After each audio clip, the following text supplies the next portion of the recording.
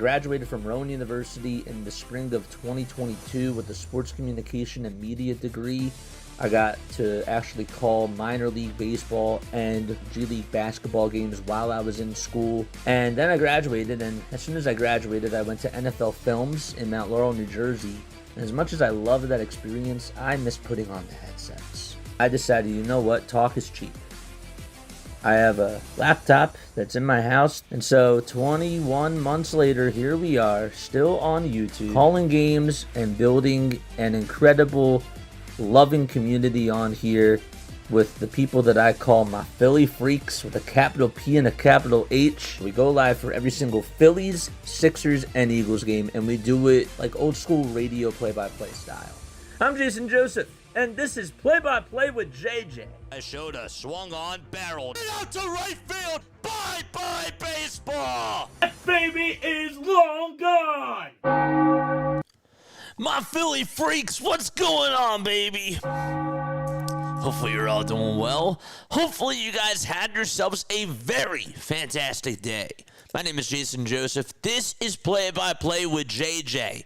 We did an afternoon baseball game earlier, but you know what? It's time. It's time, chat, because the Philadelphia Phillies are out in the Bay Area, and Andrew Painter is going to be pitching tonight for the Philadelphia Phillies. Let's see those Painter emotes, baby. Let's go. I am ready for Andrew Painter to face the San Francisco Giants tonight. I loved what I saw in his last outing that he pitched against the Washington Nationals. We'll see how he does in this ballpark tonight and how he's going to do with his pitch count and with his velocity. I thought that he threw a really good amount of strikes in his last game. I thought that he was dominating the strike zone, and I really was just very overall just impressed with how he was able to do out there on the mound against the Washington Nationals. But I'm going to go with sevens. I'm gonna say that Andrew Painter tonight gets 7 strikeouts against the San Francisco Giants. Do you think it's going to be over 7 or under 7? Tell me if you think it's going to go over or under for Andrew Painter with the strikeouts. Because I'm gonna go 7. I'm gonna say 7 strikeouts for Painter tonight. But he needs run support. He really does. He needs run support. And look, against this San Francisco Giants team, the Giants have obviously really been struggling offensively. They just have not looked good. Against the Mets, they got swept and ended up losing 3 out of 4 to the Mets. They lost their last 3 games. They actually did win the series against the San Diego Padres. But then, of course, to start off the season, they got swept by the New York Yankees. I really feel like that Andrew Painter is going to go out there and dominate tonight. But the bats are really going to have to step up. They are. Adrian Hauser is going to be on the bump, and we'll talk a little bit more about him in just a few moments. But as far as the Phillies bats go tonight, I need this team to go out there and put up 5 runs in this game. I don't care if they all come in the first inning. I don't care if they all come in the 9th inning. I need them to go out there and provide at least 1 explosive inning offensively in this game, because I just have a gut feeling tonight that it's sort of going to come down to that. The Phillies have really struggled out at Oracle Park. They've lost 18 of their last 21 games in San Francisco, and it has really not been friendly for them. I need them to break the curse in this series. I need them to at least take 2 out of 3 against the Giants. And I'm hoping that they're able to come out on top tonight. I had a sour taste in my mouth when they did lose in the final game to the Colorado Rockies. I'm the type of guy that says I'm usually good with 2 out of 3, and I usually am. But against the Colorado Rockies, they should have been able to take all 3 games. But now it's in the past. Now we got to move forward, and I do feel like that they can definitely take 2 out of 3 against the San Francisco Giants. All right, let's get on into the starting lineups for tonight's Phillies game. All right, I also said that we would talk about Adrian Hauser in just a little bit, so don't you worry about that. So let's go over the Phillies lineup right now. It'll be Trey Turner batting in the leadoff spot. He's playing over at short. Kyle Schwarber is batting second. He is DHing tonight. Then you got Bryce Harper over at first base. He'll be batting third. Alec Bohm is in the cleanup spot. He is playing over at third base. Then you got Bryson Stott at second base. He is batting fifth. Batting sixth is Adolis Garcia, who is out in right field. Batting seventh is Brandon Marsh. He's playing out in left field.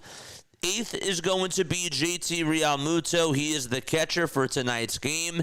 Justin Crawford is batting in the ninth spot. He is the caboose, and he is playing out in center field. So again, for the Phillies, they got Turner, Schwarber, Harper, Bohm, Stott, Garcia, Marsh, Realmuto, and Crawford in their starting lineup. Okay, and Adrian Hauser is going to be on the bump. Hauser did okay, and he did all right in his last game. He did go 5 1/3. He gave up 3 runs. Didn't really get a lot of help from his defense. Only one of them was earned. He also did walk a batter, and he struck out 4. This is a guy who, if you just take a look at like how he's done overall throughout his career, spent a lot of time obviously with the Milwaukee Brewers. Last year, though, he was traded from the White Sox and then went on over to the Tampa Bay Rays. And overall last year, played in 21 games, had an 8-5 record and a 3.31 ERA, a ground ball type of a pitcher. He is the type of guy that I also feel like today is going to have success against the Phillies. I really don't like thinking that way, but I've seen the Philadelphia Phillies just really struggle against ground ball pitchers, and Adrian Hauser, I just have a feeling, is going to go out there and he's going to give the Giants like 6 innings, and he's going to only give up 2 earned runs, and he's going to strike out 5 to 6 batters. But I hope that they prove me wrong. I really do. I just don't really have a lot of trust in this offense with the way that things have been going right now. Ever since the 5th inning of the first game of that Rocky series, they've only manufactured 4 runs. That's unacceptable. That's not good. That's not good at all. Second is Luis Ariz. Adames is at short. Ariz is at second. Chapman is at third. He's batting third in the lineup. Rafael Devers is not DHing today. Instead, he'll be playing over at first. And then you got Heliot Ramos out in left field. Jung-Hoo Lee in right. He's batting sixth. Gerard Encarnacion is DHing today. He'll be batting seventh. Harrison Bader, former Philly, is going to be batting eighth, and he'll be playing out in center field. And batting in the 9 spots will be Patrick Bailey. And he is the caboose, and he is catching for tonight's game. So once again, the lineup for the Giants. They got Adames, Ariz, Chapman, Devers, Ramos, Lee, Encarnacion, Bader, and Bailey. All right, final score predictions. Drop them down below in the chat. Let's go. Okay, so we are ready to get underway, and it looks like that Hauser is going to go out there and pitch right now. We're going to wait until this catches up. Here is the first pitch, and that is going to be called a strike. So it's no balls and 1 strike to Trey Turner. Let's go. Very, very good. Take a deep breath, JJ. We're good. Oh, we're good, baby. Just want to make sure that we get everything all in. Let's go. Devers got shifted to bat fourth. Yes, I saw that. Make sure you guys hit the thumbs up button and hit that subscribe button as well. Next pitch. And all right, are we back? Hello? Testing 1, 2, 3. Are we still live? Are we still live?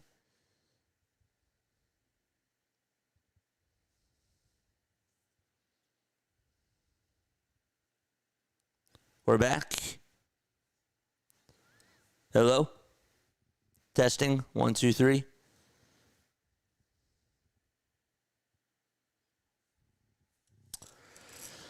Okay. 3 balls, 2 strikes.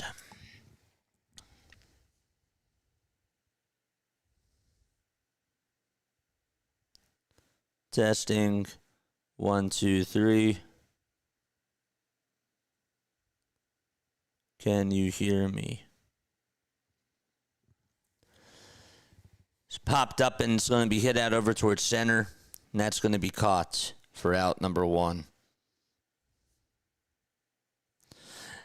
All right, good. Good. I don't know why the internet went out like that. Oh, boy. Okay, good. That scared me. Got you loud and clear. Good. I saw that I lost internet for a second, and I'm crossing my fingers. I'm like, please, internet gods. The pitch, and that's in there for a strike. And so Kyle Schwarber is up. So Trey Turner got himself out, ended up popping out, and there's 1 away. No balls, 1 strike to Kyle Schwarber. The next pitch is also taken for a strike to Kyle, and the count is now 0-2.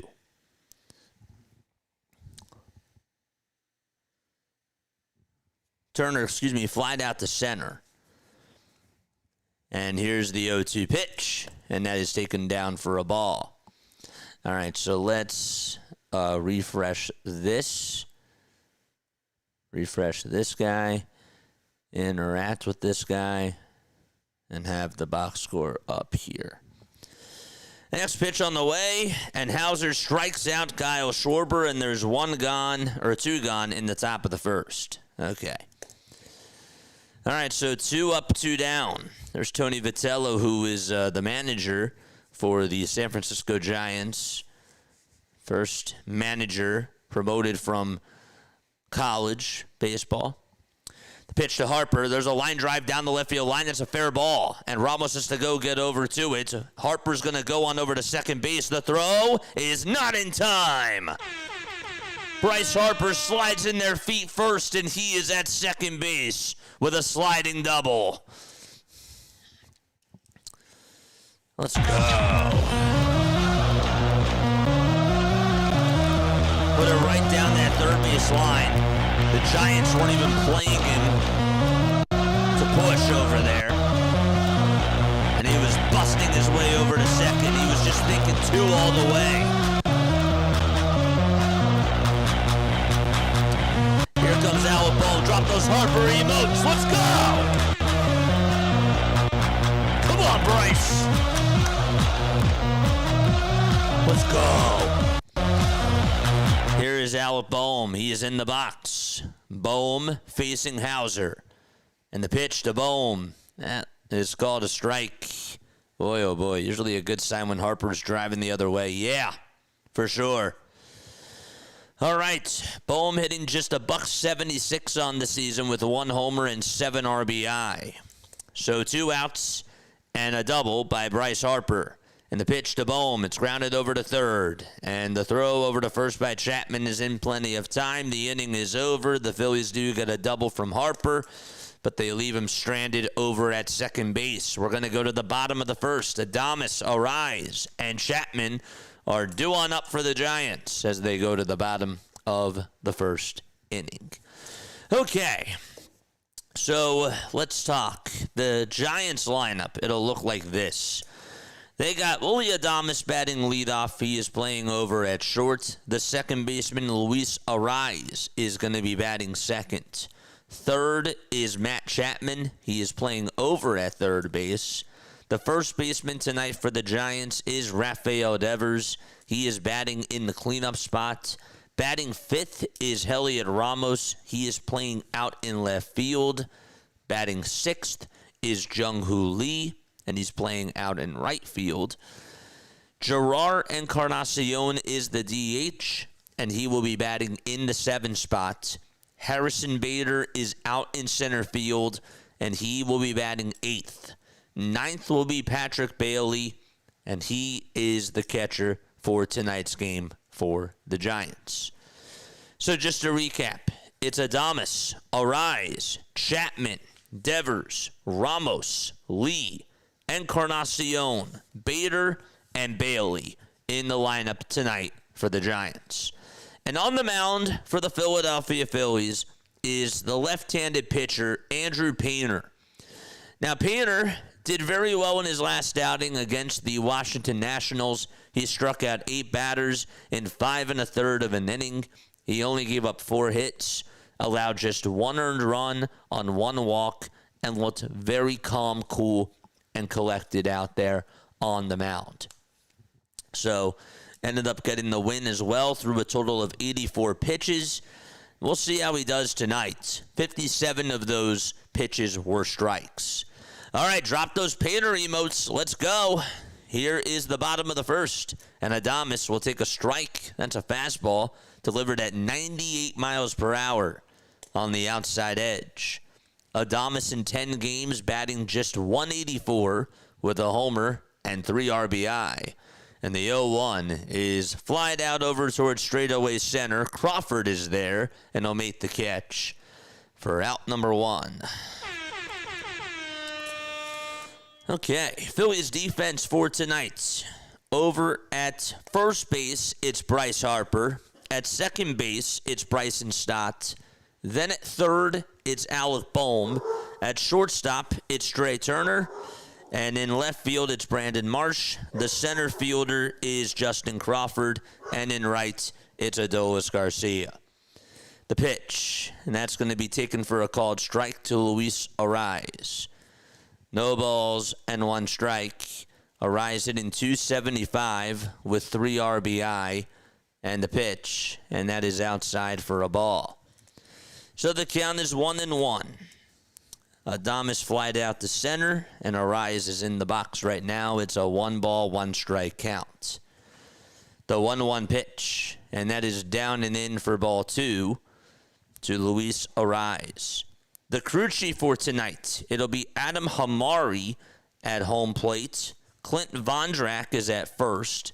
And then you got Todd Tishner, who is at second, and Austin Jones is at third. 2-1 pitch, and that's taken for ball 3. Giants this year have produced 26 runs, which is just 2.6 runs per game.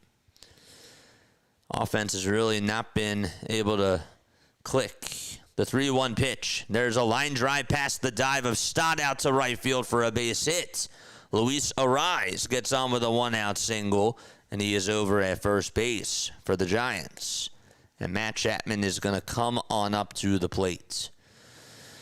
Man, how we doing, chat? How are we doing? Schwarber now or the Phillies lose, says Larry. That's the spirit. Nah, I hear you. It's a feast or famine offense. It really is. Bohm is our cleanup hitter. Let that sink in. The pitch, and that's in there for a strike. Hit the upper tier of the zone. No balls and 1 strike, and that's to Matt Chapman. Don't forget to like. Don't forget to subscribe. And the 0-1 misses down in the way for a ball. It was a slider at 91 miles per hour. We are 49 subscribers away from getting to 9,300 subs over on YouTube. The 1-1 pitch, and that's down and in for ball 2. Stott has actually been really good on D so far. I thought you were going to say Stott has actually been really good on the 3D so far. 2 balls, 1 strike. The 2-1 pitch, and that is taken outside for ball 3. Maybe both. I guess when he gets a hit and plays good defense on the 3D, then that's technically true. 3 balls, 1 strike, and the 3-1 pitch, and that's a foul ball. We got 135 people watching. 53 of you have hit the thumbs up button. Let's go. Let's get to 100 likes by the end of the second inning.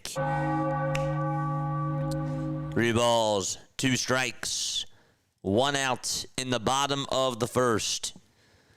Painter gets set at the Phillies letters. and fires. And the pitch is grounded back up the middle for a base hit. It was a fastball down the middle. Crawford is going to draw the throw on over to third, and stopping at second is Arise. And there are back-to-back singles allowed by Andrew Painter here in the bottom of the first inning. I thought I heard dogs. I'm dog sitting. Yes, sir. I am dog sitting. Yes.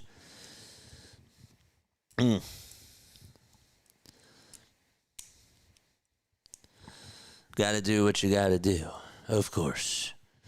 All right, Rafael Devers is coming on up to the plate. We saw him homer. It is first one of the season here on stream, but first pitch to Devers, and that swung on and missed. Let's get ourselves another series win. I agree with that. That sounds great to me.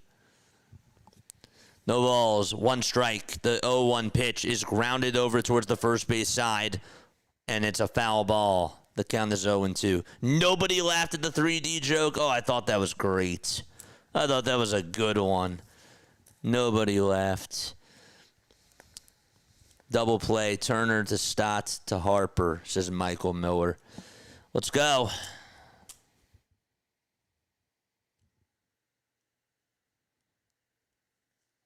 Saw that homer live. It was a beauty. All right, no balls, two strikes, the 0-2 pitch, and that is up high for a ball. Hypnosis, I laughed inside. I thought it was funny. One ball, two strikes, and that's to Rafael Devers. The 1-2 pitch, it's high for ball two. See, when he's ahead in counts and he has a couple of pitches to play with, I really want to see what his quote-unquote out pitch is and how he delivers. I thought about laughing. That's the thought that matters. No worries. No worries, chat. It's all good. 2 balls, 2 strikes. Painter looks back at second. Now back to the plate, the 2-2 pitch. And Devers gets jammed on the pitch. It's popped up out over towards shallow left field. Bohm's there. He'll make the catch over towards the line. And there is out number 2. Man, I thought that thing was going to die and get down for a hit. But Bohm just got there in the nick of time. And there are 2 gone.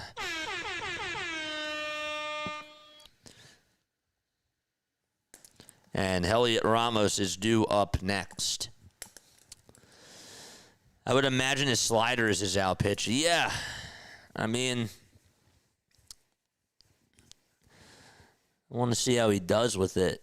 Throws a sinker, and it's up high for a ball. And so the count is 1-0. 1 ball, no strikes. Over at second, it's Arise. At first, it's Chapman. And the pitch. And that hit the knob of the bat of Ramos. And he fouled it off. And the count is 1-1. How's the basketball game? Can somebody tell me how the basketball game is going? 1 ball, 1 strike. Not the Sixers. I mean, you can tell me that too, but the 1-1, and that misses outside for ball 2.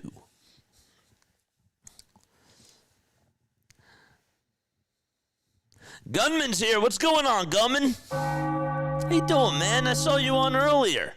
2-1 pitch, and that's outside for ball 3. I like the show. Just started watching earlier today, the Rays game, and because of you, JJ, we betting on the Phillies. Let's go! That's what I'm talking about. Yes, sir. 3 balls, 1 strike. I made more freaks tonight. Let's go. I love it. Oh, I love it. 3 balls, 1 strike. 8 seconds left on the pitch clock. The 3-1 pitch, swing and a miss. That was a nasty fastball. It hit the outside corner at 97. 96-87, Spurs over the Sixers. Okay, and what about the finals? What about the college basketball finals? 3-2 is the count. Can Painter get out of the jam? The 3-2 pitch. Yes, he does. Swing and a miss. There's out number 3. And we are going to go to the top of the second inning. So Andrew Painter gets out of the inning unscathed. Drop a chair in the chat for Andrew Painter, baby. Oh, boy. It's great. 33-29, Michigan at halftime. Oh, man. I think Michigan is going to win. I said that going on into the game. Boy, oh boy. All right, it's time for us to go to the top of the second. Stott will lead it off. It'll be Stotts, Garcia, and Marsh that are due up for the Phillies. Boy, oh boy. Oh, man. Do you think the Phillies are winning? I do. Do I think the Phillies are going to win this game? Yeah, I think that they'll win tonight. My final score prediction, I didn't even say my final score prediction. I'm sorry, chat. 5-3 is my final score prediction for tonight. And I think Andrew Painter's going to get his second win of the season. That's where I stand. But look, don't sleep on this Giants team because I know that offensively speaking, they're only putting up like 2.5 runs per game, but again, like I've seen the Phillies sleep on teams like the Colorado Rockies, and it wouldn't surprise me if, their offense just goes silent again and the Giants are able to do some damage at the plate later on when they have to face the bullpen. So, not trying to be a Debbie Downer, but I give it to you like it is, and that's my true thoughts. So you still got to be cautious about that. Lost the Pirates game, but Brewers came through. Hopefully this game comes through. I'll sleep good tonight, says Gunman. Dude, I'd love to sleep good. I'd love all of us to sleep well tonight. I would. Okay, here we go. Bryson Stott is in the box, and Stott will take a pitch. That looked a little bit low, but it's called a strike in the eyes of Adam Hamari, and it's no balls and 1 strike to Bryson Stott. DE, you're definitely right. I remember the specific game that you're talking about, and that I do think is how you did find out about our channel. The no balls, 1 strike in the 0-1, and that is taken for strike 2.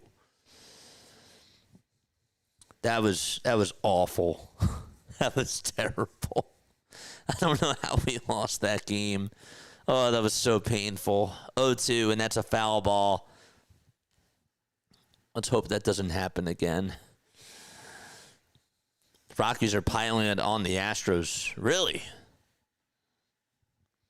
No balls, 2 strikes. The 0-2 to Stott, and he fouls it off against Hauser. Giants defense tonight. We didn't really talk about that. Patrick Bailey is the catcher. Adrian Hauser is on the mound. Rafael Devers at first. At second, it's Arise. At third, it's Chapman. And at short, it's Adames. The 0-2 pitch. It's grounded back over towards the first baseman, Devers. Underhanded flip over to Hauser is in plenty of time as Hauser had to go cover the bag. And there is out number 1 of the second. In the second inning. Yes. Yeah, Hoagie. That's exactly what we were talking about. Patrick Bailey out of all players. Yep. Justin, what's going on? Justin, how you doing, man? Good to see you on here. 1 out, top of the second. And Garcia looks at ball 1. That slider was just outside at 87 miles per hour. Folks, don't forget to like. Don't forget to subscribe. We're trying to get to 100 likes by the end of the second inning.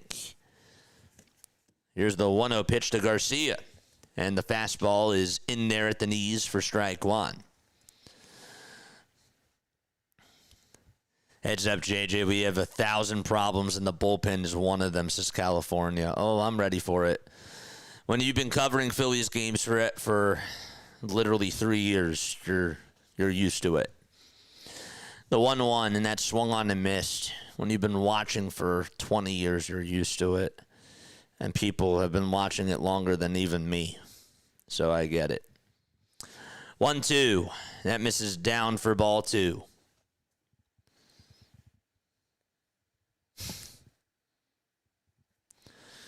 Two balls, 2 strikes. Hauser gets set above the belt. And the 2-2 on the way. And that misses down in the way for ball 3. Garcia, of course, picked up by the Phillies. during the offseason from the Texas Rangers. 3-2 pitch to Garcia. There's a fly ball. This one's hit out over towards deep right field, and it'll stay in the park. And Lee is there on the track, and he makes the catch. And there's out number 2.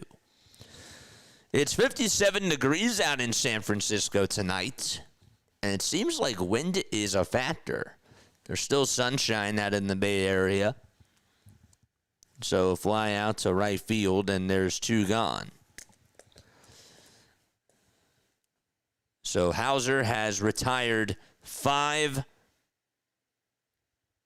of the 6 batters that he has faced so far. And now make it 6 out of 7 as the first pitch to Marsh is grounded over to second. And here's the throw to first. It's in plenty of time. And the inning is over, and we go to the bottom of the second inning. Phillies offense goes quiet in the second. And the Giants will have Lee, Encarnacion, and Bader due up in the order when they return. Oh, boy. All right. Hit that thumbs up button, chat. And hit that subscribe button as well. Somebody wanted to know if I was doing the Phillies game tonight. It took me a while to post the thumbnail. Sorry about that, chat. Yes, it did. It took me a little bit of time. I should have posted it earlier, but we got it done.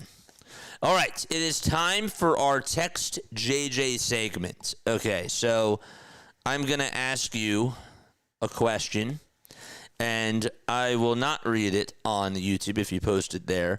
I will, however, read it if you do text on into the JJ hotline. What is the hotline, JJ? 610-314-0844 is the hotline, a.k.a. I'm going to post it in the chat right now. It should pop on up. But anyhow. So today's question, chat, that I'm going to ask you is this. Sorry, is it voicemail? I always get confused. I think it is voicemail. It should post. I don't know why. There it is. Okay. So today's question that I'm going to ask you is this. So what is your favorite catch that you got to see in person? Favorite catch that you got to see in person? My favorite catch that I got to see in person is Aaron Rowan's catch. I did get to see Aaron Rowan make that beautiful catch out in center field where he broke his nose. And then the quote after the game, for who? My teammates. For what? To win. That was pretty cool. Here's Jung-Hoo Lee. Favorite catch that you got to see at a baseball game? Text on in. Let me know what it was. 1-0 pitch, and that's taken down for ball 2. So it's 2 balls and no strikes here in the bottom of the second. Andrew Painter on the mound facing Jung-Hoo Lee. 2-0 delivery, and Lee will chop it foul.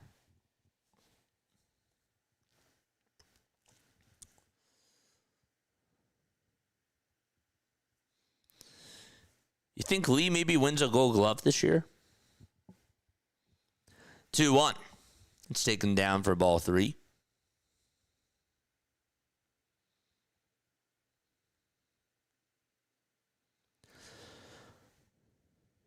Three balls, 1 strike. The pitch to Lee. He pops this one up out over towards shallow left field. Marsh gets under it and has to wiggle towards his left, and he will make the grab, and there is out number 1.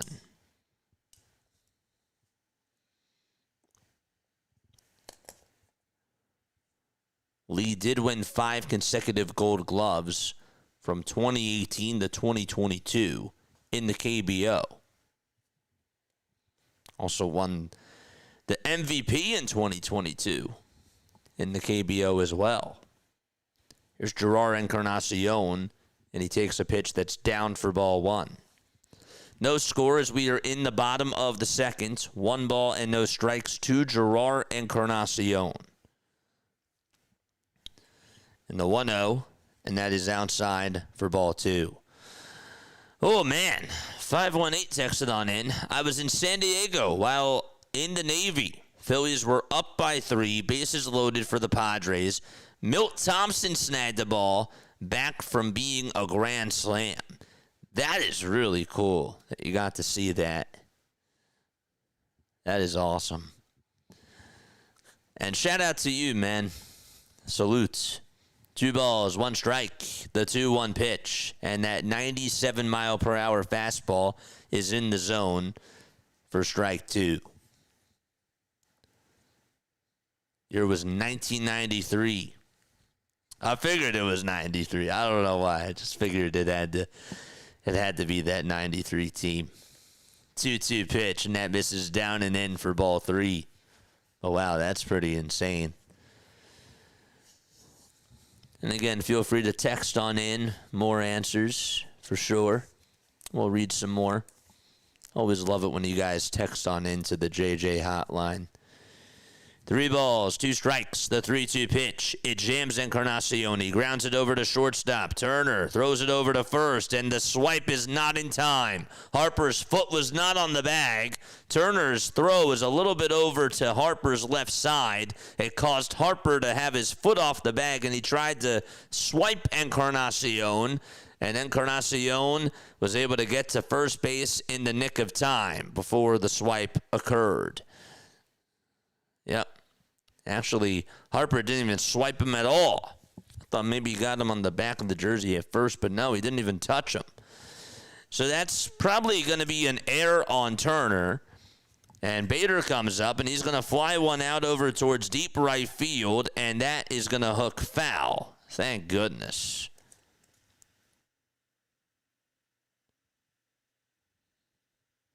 When did they rule it?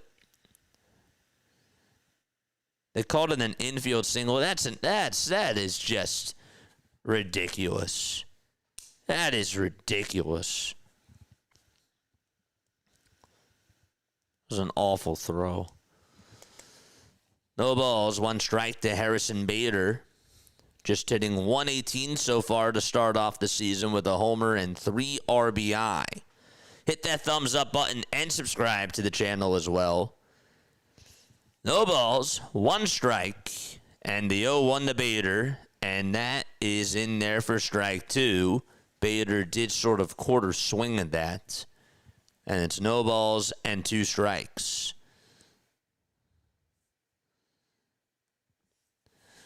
One out, bottom of the second. The 0-2 pitch, it's upstairs, and taken for ball 1.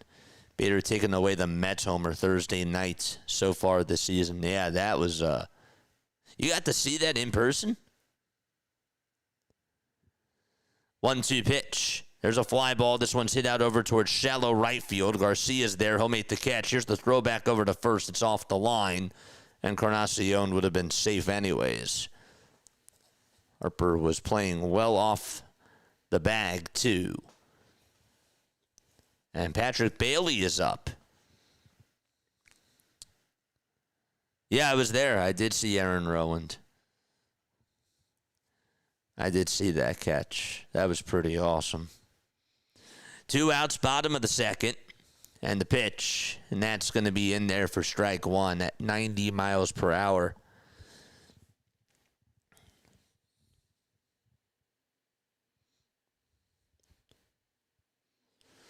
No balls, 1 strike.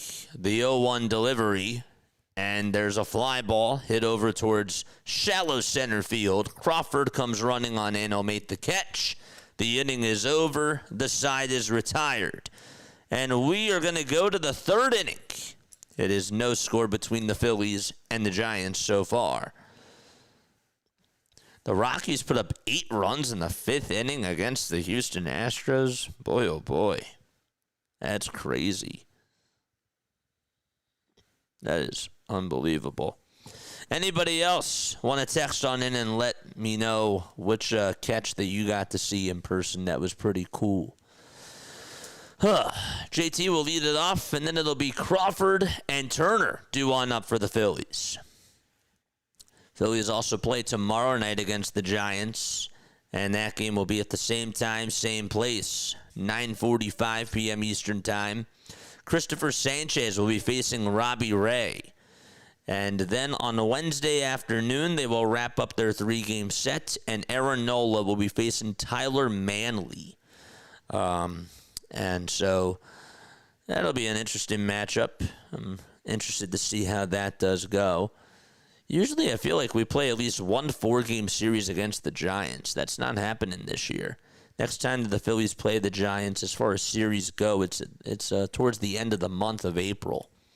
That's when they come to town and do one of their East Coast trips.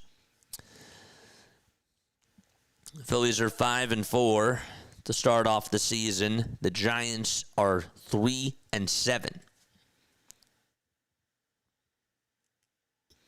If we actually take a look at the standings right now, the Phillies, really what's interesting is that the Marlins, the Mets, and the Braves are all tied for first. And the Phillies are half a game behind them. If the regular season ended today, the Phillies aren't in the playoffs. The Marlins, the Mets, and the Braves are all tied for the division. It's just funny. Here is JT Realmuto, who takes a pitch that's a little bit inside for ball 1.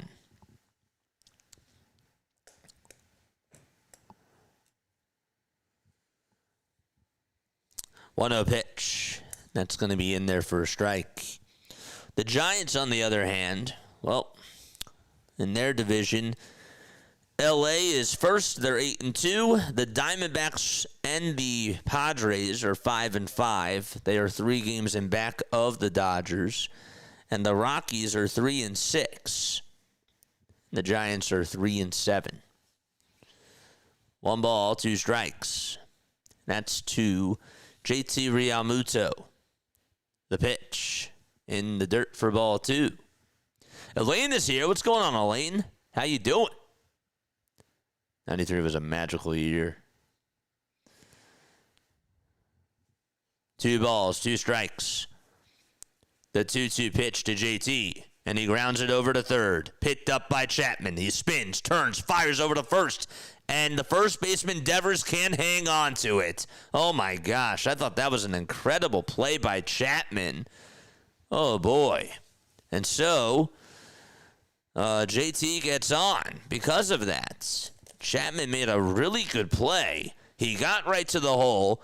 He had to spin around and turn around and throw it over to first, and it bounced off the glove of Devers at first base.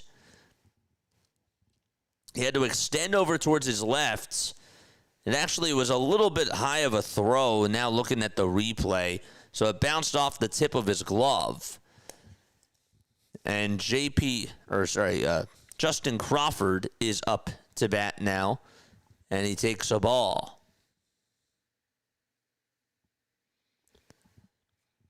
One ball, no strikes, as we are in the top of the third. 1-0 pitch. That's going to bounce in the dirt and get away from Bailey, and going on over to second base is going to be JT. All right, let's go. Let's go. Capitalize.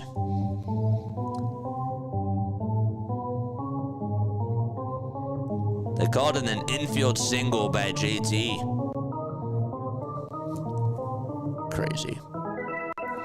Charge! 2 balls, no strikes. The 2-0 pitch to Crawford, just a bit high, according to Hamari for ball 3. You're a fan of Bader. Dude, I miss Harrison Bader so much. How was Passover? Passover was great. It's still going on. 3-0 pitch, and that misses inside for ball 4. Crawford gets on with a walk. And so we got 2 base runners on for the Philadelphia Phillies, and nobody out in the top of the third inning.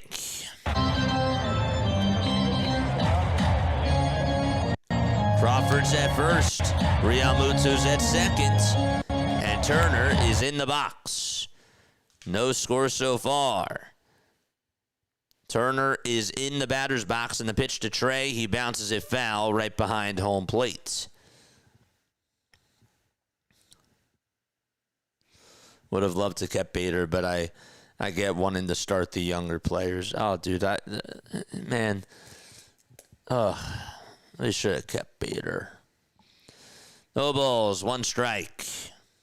5 seconds left on the pitch clock, and the pitch to Turner, and he skies this one over towards the third base side. Chapman gives it a look, but thank goodness it's going to go out of play.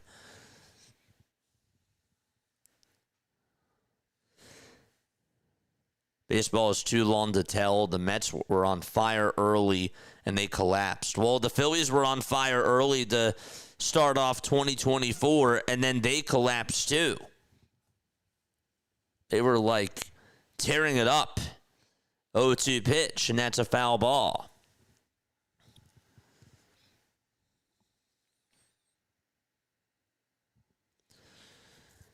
$38 total pitches for Adrian Hauser so far. 25 strikes, 13 balls. 0-2 is the count. 3 seconds left on the pitch clock, and the 0-2 delivery is down and away for a ball. We were just talking about Carl Crawford today because we had Rays fans, of course, in our chat because we were calling the Rays-Cubs game. I was like, yeah. It's good. It's good that we got him on our side. 1-2 pitch. Line drive hit out over to left field. Slicing foul, and it'll be a souvenir. It's good to have his son on our side. But even him, it's like, you get his support. It's pretty cool. 1 ball, 2 strikes. And the pitch from Hauser, and that is just a bit inside. Bailey is going to challenge. Pitch track said it was a ball. What will ABS say?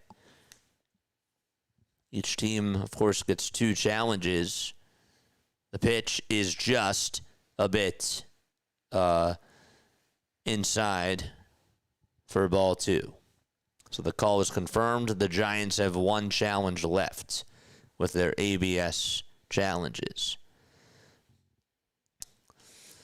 2 balls, 2 strikes. The 2-2 to Turner, and he fouls it off again. This is a good at-bat. I'll take that. I didn't like him swinging at the 1-0 pitch and popping it up, but he's battling. Hauser has gone 2 innings so far. He has struck out just 1 batter, and that was Kyle Schwarber. He's in the on-deck circle. The 2-2 pitch on the way, swing and a miss. I knew he was going to go with the changeup there, and he did. And it just disappeared out of the zone. And Turner got fooled. And there is out number 1. I knew it was coming. Here's Kyle Schwarber coming on up to the plate.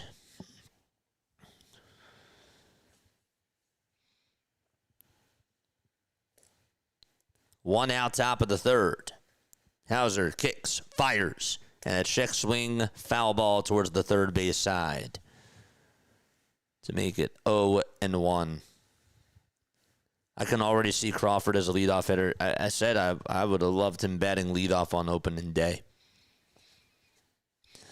But, he's definitely going to be a leadoff hitter.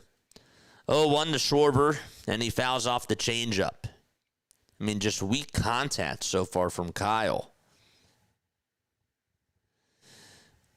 Sonic is here. Greetings, JJ. Never liked playing in San Francisco this early in the season. The wind off the water can do weird things. Well, that's valid. They've lost 18 of their last 21 games here in San Fran.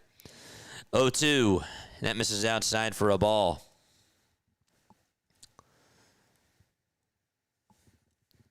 With a messed up arm. Schwarber this year batting just under .330 with runners in scoring position. He is 2 for 7. 1-2 pitch to Kyle. He went around. It was a pitch that was inside. No need to appeal. There's back-to-back strikeouts, and for the second time today, Kyle Schwarber is down on strikes. And there's 2 gone. And Bryce Harper is up to bat. Where did Painter go? Andrew Painter went underneath the mound, and he'll rise back up when we go to the bottom of the third. The pitch, and that is outside. He'll rise back up from the dead, as I like to say with the 3D graphics.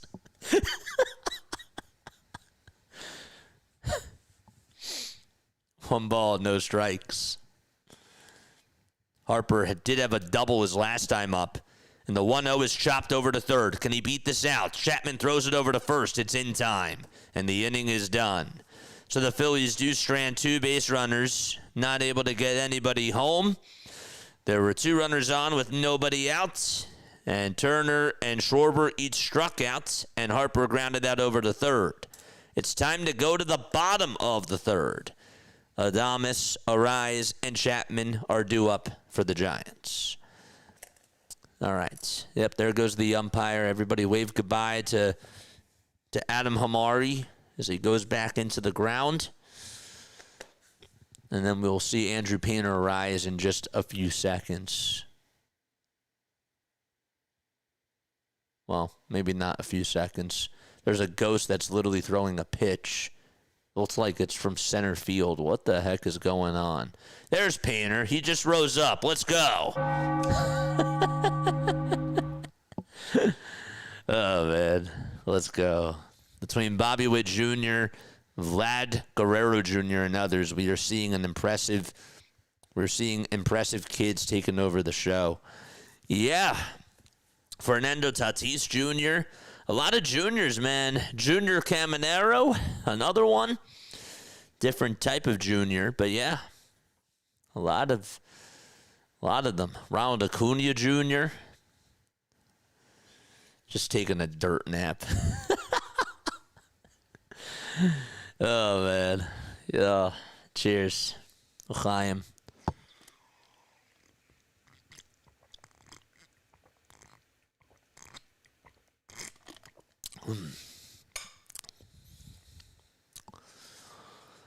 Feels like these pitchers are going to have to be close to perfect to win games at this rate. Isn't that sad? I mean, with the way things are going right now, you're right. I can't disagree with you. That's just facts. Andrew Painter today, 2 innings, 3 hits allowed, no runs, 1 strikeout. Got himself into a little bit of trouble in that first, but got out of the jam. And the pitch, and that's to Adames. It's taken for ball 1. So 1 ball, no strikes in the bottom of the third. And the 1-0 pitch misses inside for ball 2.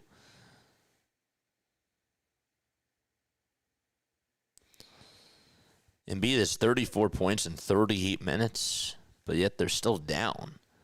2-0. That's chopped foul over towards the left side. What's the score of the Michigan game, chat? 2 balls, 1 strike to Willie Adames. And the pitch. Line drive over the glove of Bohm out to left field. Marsh has to go chase after it. And Adames will get an easy 2-bag out of this. And he is in scoring position with a double over Alec Bohm's head. I didn't like that pitch. It was right out over the middle. And Adames was just able to extend the bat. Bohm just mistimed the jump a little bit.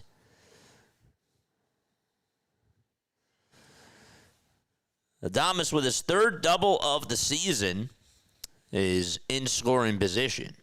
And Luis Arise comes up, and he's behind in the count already, 0-1. He did single back in the first inning. No balls, 1 strike, and the pitch to Arise, and that's grounded back up the middle for a base hit. And heading on over to third base is going to be Adames, and he puts the brakes on. And going on over to second base, advancing, is Arise. The throw was drawn back over to the mound, and Arise was able to just go on over to second base, and there's nobody out here in the bottom of the 3rd inning for the Giants. Uh-oh. That's going to be a single. And then Arise just goes on over to second base, thanks to the throw. And now it's Matt Chapman who is up to bat. Chapman did single back in the first. And the pitch to Chapman. He flies this one out over towards deep right center field. This should be deep enough to score the runner. Crawford can't make the catch anyways. And so both runs are actually going to score right now. And Matt Chapman is going to get himself a 2-run triple out over to right center field, and the Giants just take a 2-0 lead just like that.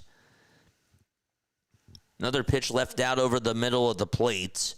That was supposed to be a slider that was supposed to go down and away, and it just was over the middle, and Crawford, who has a lot of speed in the outfield, just could not even track that thing down. Giants strike first. It's 2-0, and here in the bottom of the third, Chapman gets his first triple of the season, but he's going to go back over to the dugout. Is he coming out of the game? We have a timeout taken on the mound here as well. Rafael Devers is coming on up to the plate. Are they going to show if he's back in? Or was he just going on over towards the dugout just to get his fielding gear? His base running gear. Here comes Rafael Devers, and the pitch is going to be taken for a ball. It was a little bit outside.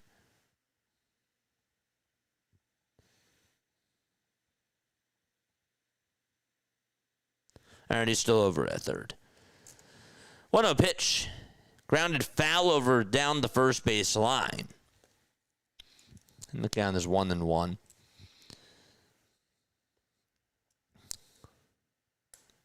Michigan is up 48-19 with 11:45 left to go. 48-19. 1-1 pitch. Ground ball diving stop by Turner. He throws it over to first. Check the runner at third. That was a great play by Trey. Wow. He saved a run from coming on in. He really did. What a play by Trey Turner. That was a really nice play. And the pitch was over towards the outside corner. Turner was smart enough to just check the runner over at third, and then he just got Rafael Devers out at first base. And here comes Ramos to the plate, and the pitch is taken down for a ball. That was hit really hard off the bat, too. Excellent play. 1 ball, no strikes to Heliot Ramos. And the pitch.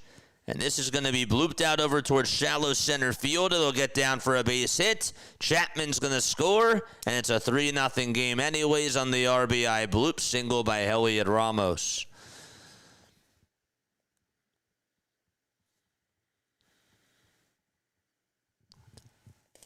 Damn. Ramos had to adjust the bat there and just get the barrel on top of it. And was able to just knife it off. All right, 3-0 game so far.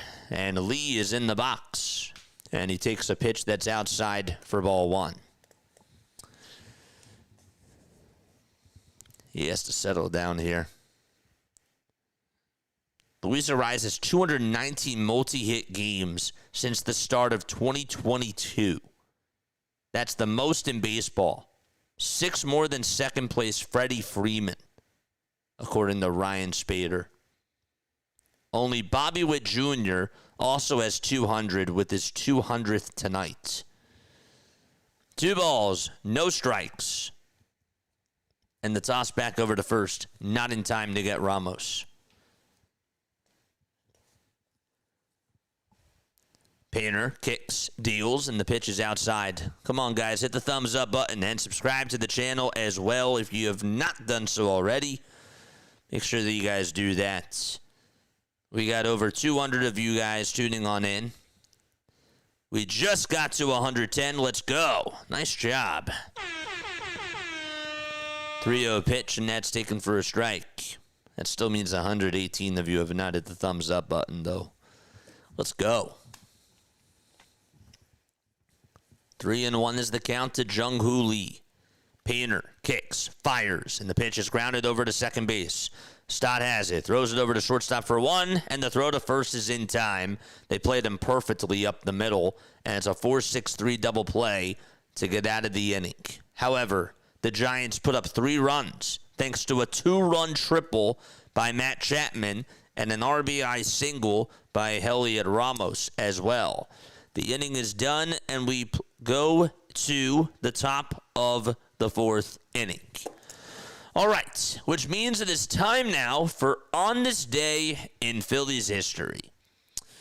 Okay, so on this day, today is April 6th. April 6th. On this day, in 1903, the Phillies win the first game of the inaugural Spring City Series in 10 innings by a 2-0 score. The losing pitcher for the Athletics was Rube Waddell. In 1928 on this day, in a City Series exhibition game, Bernie Freiberg takes off from first when Jimmy Wilson hits a long drive out to right field.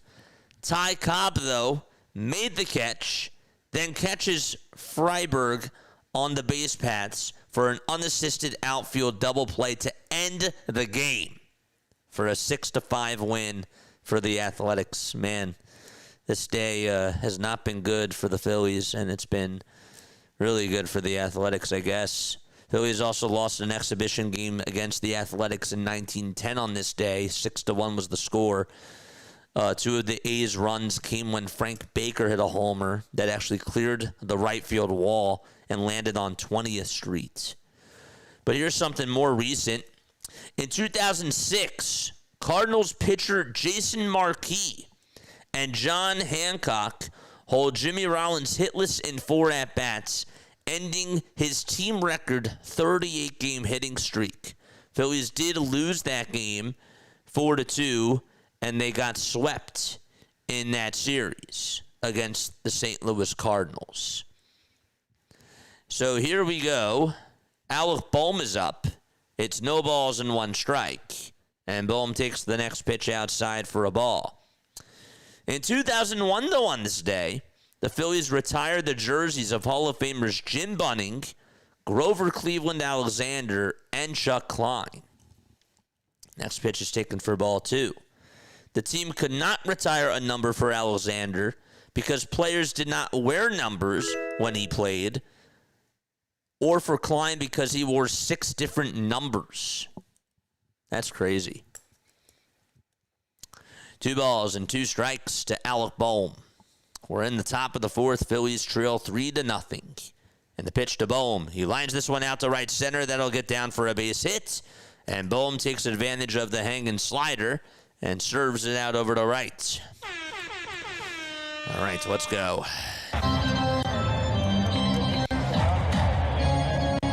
Bryson Stott is due on up next. Chris Ward, thank you so much for the sub over on YouTube. I appreciate you, man. And if you just sub to the channel, it doesn't always tell me who subs because not everybody has their subs public. The pitch to Stott, that's inside. That's also going to get away from Bailey, and going over to second base is Alec Bohm. He also had to slide on in over to second base. He doesn't have the most speed. He doesn't have the best speed, I should say, but the count is 1-0, and Bohm is in scoring position. Let's go. That's 2 wild pitches in this game for Adrian Hauser. 1 ball, no strikes to Bryson Stott. The 1-0 pitch, and that's down for ball 2.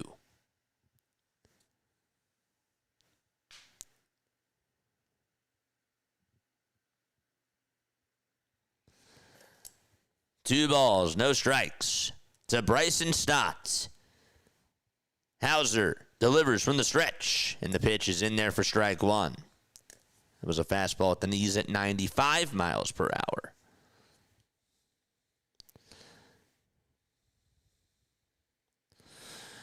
We got a text earlier from 717. Let's go. Mike in Lancaster. 2-1 pitch to Stott. This is flied out over towards shallow center field. That's going to be caught. Bohm is off the bag at second. The throw is not in time. Oh, my gosh. Thank goodness. Bader came running on in. He made the catch. And Bohm, I thought, was way off the bag there. And he was lucky that he was able to get back on in over to second. And Adolis Garcia is coming on up. Mike says, I saw Joe Girardi catch a cold while using analytics managing the Phillies against the Braves.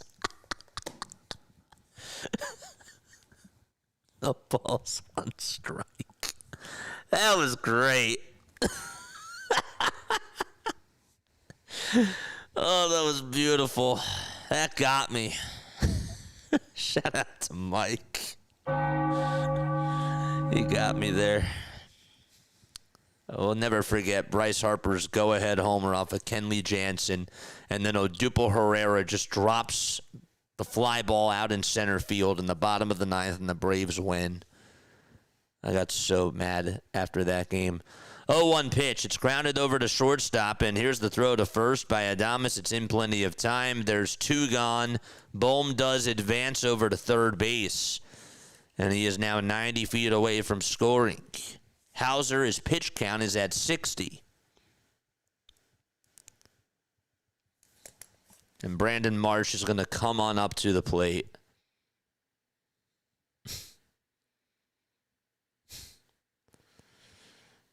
Bro, that was funny. The pitch. That's down for a ball. Catch a cold. Oh, man. The unassisted triple play. Oh, dude, that was great. 1-0 pitch. Check swing. Did he go? Nope, they're not going to check. He didn't go. It's 2-0.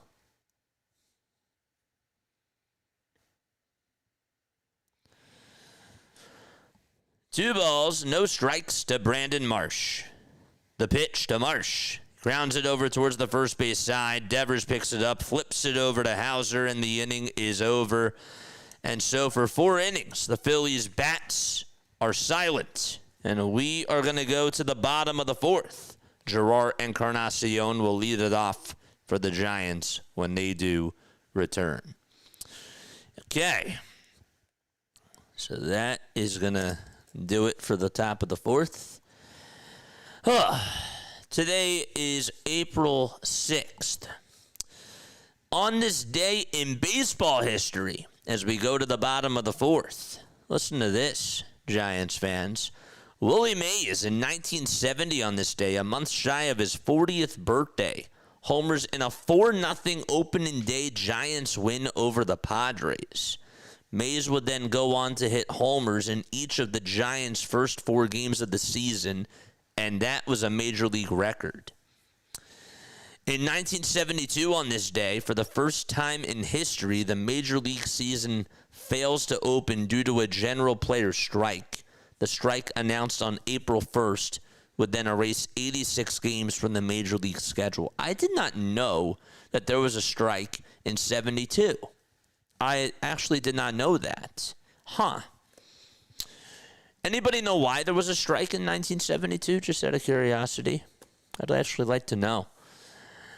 In 1996 on this day, actually, wait, let's do this one. In 1982 on this day, the largest crowd ever to see a baseball game in Minnesota, 52,279, turns out for the inaugural game at the brand new Hubert H. Humphrey Metrodome. Twins rookie Gary Gaetti has 4 hits with a pair of homers, but Seattle wins that game by a score of 11-6. 11-7 actually was the score. All right, Gerard Encarnacion is up to bat. He's 1 for 1. He's singled back in the second. And he is in the box. And the pitch, and that is outside for a ball. Really, that should have been an error on Trey. but they called it a single.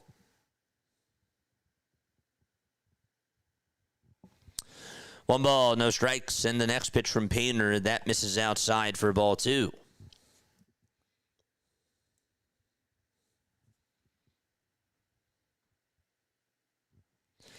Two balls, no strikes. The 2-0 pitch, swing and a miss. Shantae is here. What's up, Shantae? Hey, JJ, have you been liking Brandon Marsh lately? He's been okay. He's been doing all right. I'm not, overly impressed. He's playing better, but my thoughts are still the same. He's doing a little bit better against lefties, but I'm not blown away oh my gosh, Brandon Marsh. He's been doing really well. 2-2 pitch, and that's a foul ball. Maybe I'll get there, though.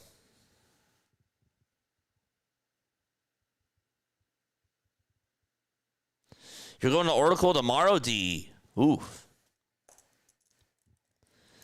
2 balls, 2 strikes to Gerard Encarnacion. And the pitch, it misses outside for ball 3. Michigan up 52-45 with 7:16 left. Oof. 3-2 pitch. It's a foul ball.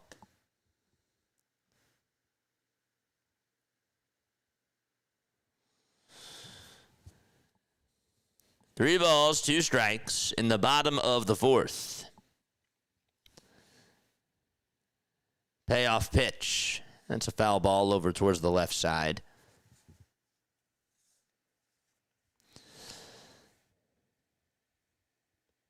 Just got word that Scherzer is dealing with right forearm tendonitis right now. 3-2 pitch. It's a foul ball.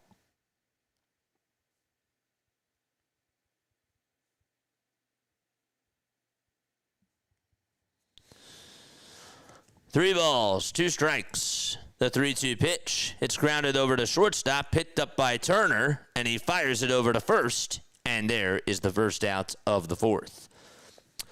JJ, how do we get here? Great question. I'm glad that you asked. Phillies are down 3-0. All 3 runs were scored by the San Francisco Giants in the bottom of the 3rd, thanks to a 2-run triple by Matt Chapman and an RBI single by Heliot Ramos. Harrison Bader is due up for the Giants, and he takes a fastball downstairs for ball 1. We are 45 subscribers away from getting to 9,300, and we are inching our way closer to 10K, baby. 1 ball, 1 strike. Painter gets set and deals, and Bader's going to smack this one over to right field for a base hit on the ground, and it gets by Stott, and Harrison Bader goes the opposite way with a 1-out single to right. And Patrick Bailey's going to come on up. Bader's just mislocating his pitches tonight. Has not been smooth sailing at all. He's allowed 8 hits. He's only struck out 1 batter, too. Patrick Bailey is in the box, and Bailey is going to foul off the first pitch that he sees. It was a changeup. 0-1 to Patrick.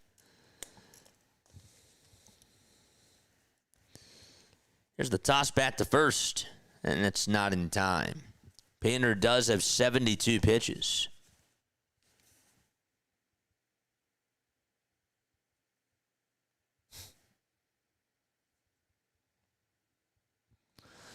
No balls, 1 strike.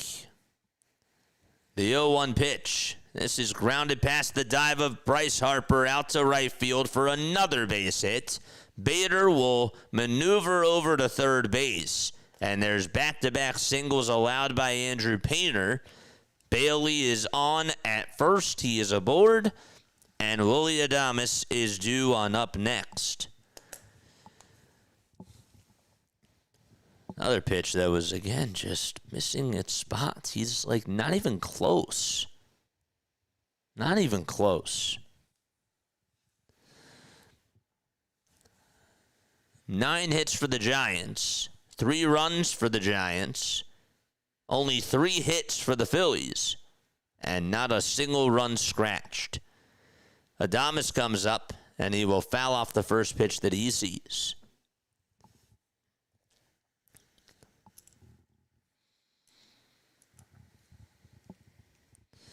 The Giants are 3 for 6 with runners in scoring position.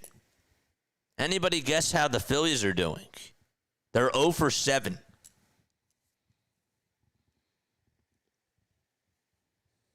Adames did double in the third, and he scored a run. 0-1 pitch, and that misses down for a ball.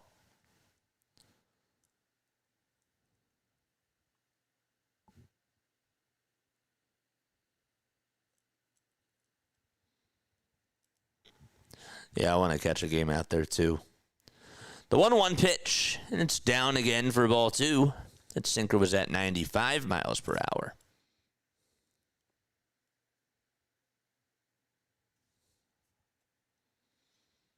What about the 3D? The 3D is still cracking you up. It's hard to get. Is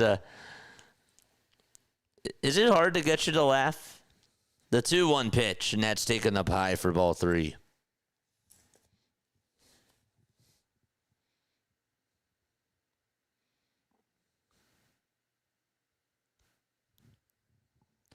Three-one pitch, another foul ball. Larry said 0 for something. Yep, 0 for 7.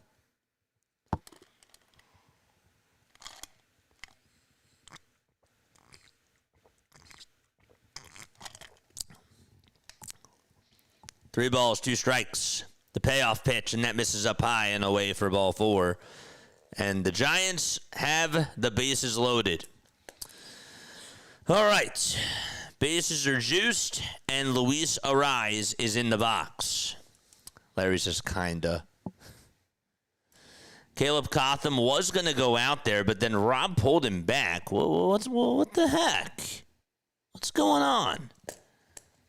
Looked like he was ready to go out there to talk to him. And now there's a timeout over on the mound. The infielders and JT are going to go talk to Andrew Painter. What the heck? Tim Meza is warming up in the pen.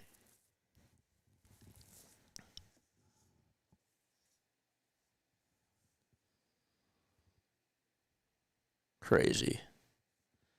Rob Thompson is still talking to Caleb.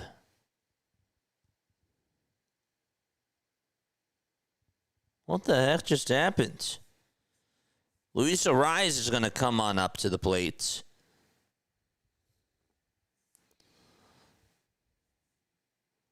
And we have time called. That's by Luis Ariz.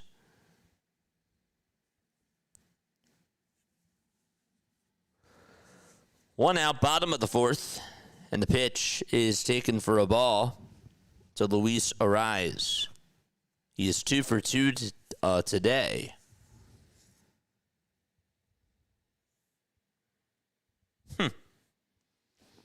1-0 pitch. It's grounded foul towards the first base side, and the count is 1-1.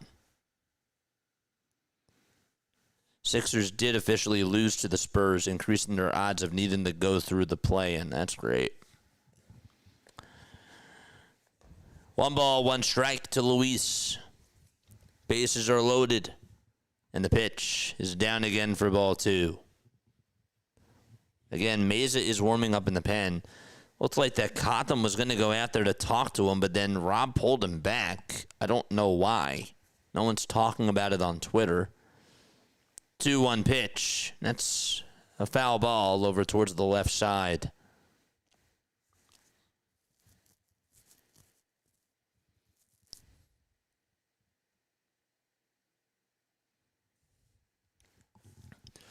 So 2-2 is the count to Luis Ariz. And the next pitch is grounded foul again over towards the first base side.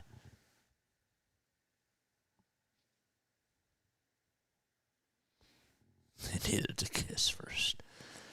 It's funny. 2 balls, 2 strikes. The 2-2 pitch, and there's a fly ball hit out over towards deep right field, and Garcia's there. He'll make the catch, but a run will easily score. Harrison Bader jogs on home, and that makes it a 4-0 ball game. I'm surprised that Garcia was able to catch that.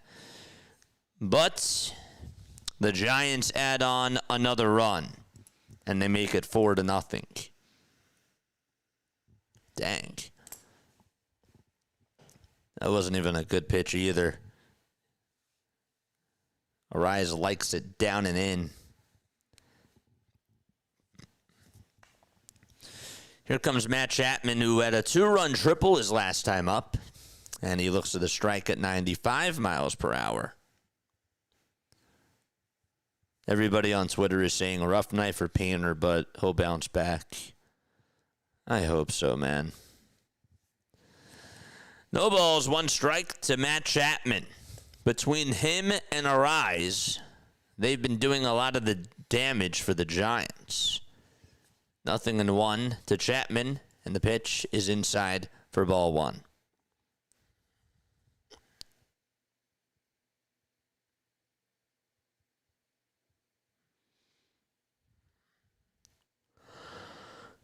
One ball, 1 strike to Chapman. And the pitch, another foul ball.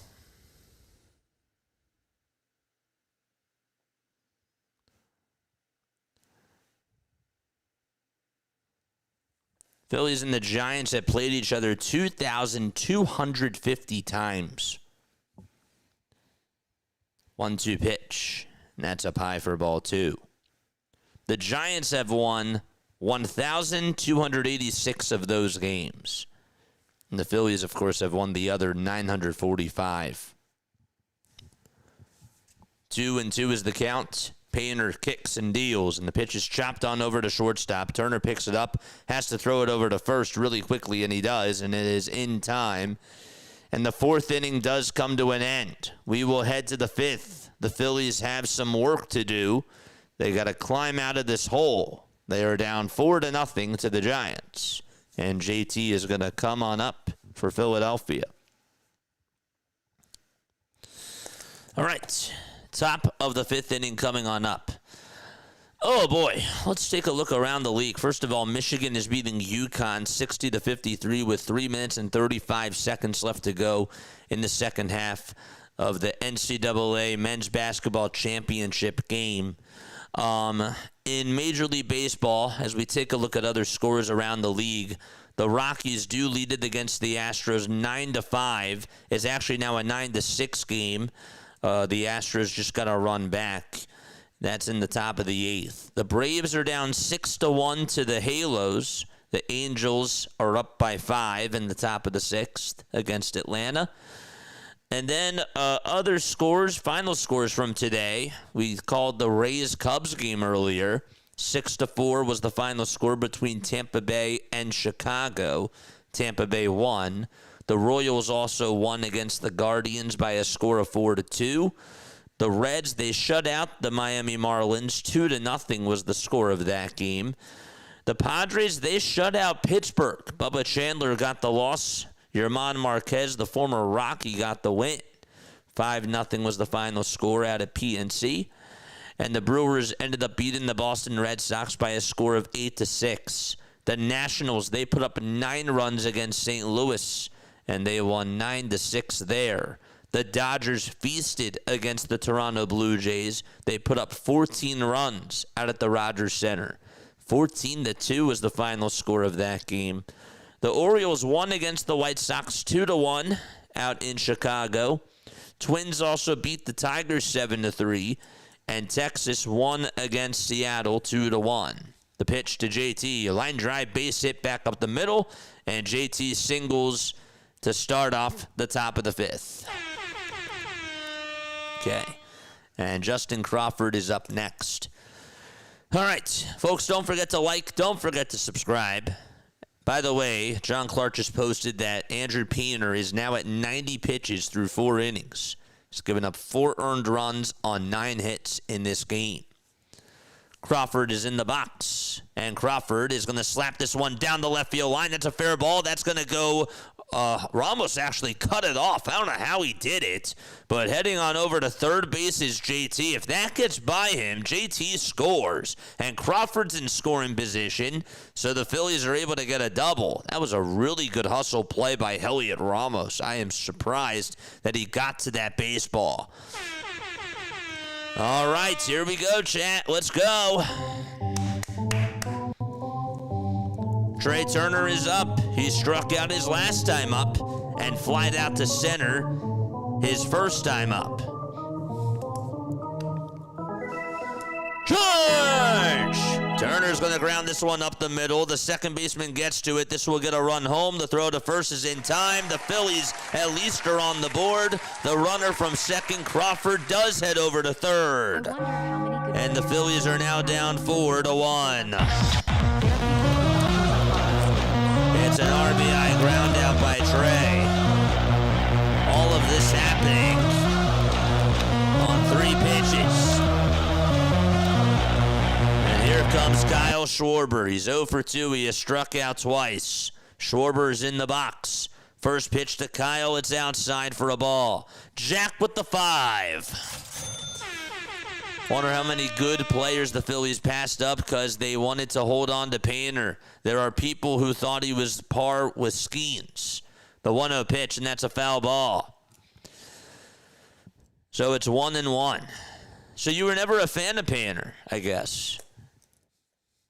I thought Painter was going to be good. But sometimes it's a hit or a miss. And he could still pan out. The 1-1, and that misses outside for ball 2. It's 2 balls and 1 strike to Kyle Schwarber. 2-1 pitch, and that misses down and away for ball 3. But thank you so much for the 5, my friend. Shout out to you. All right, 3 balls, 1 strike. The 3-1 pitch to Schwarber. That's down for ball 4, and Bryce Harper is going to come on up to the plate representing the tying run.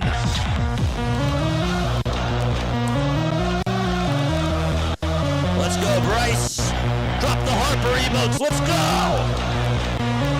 Time to wake up.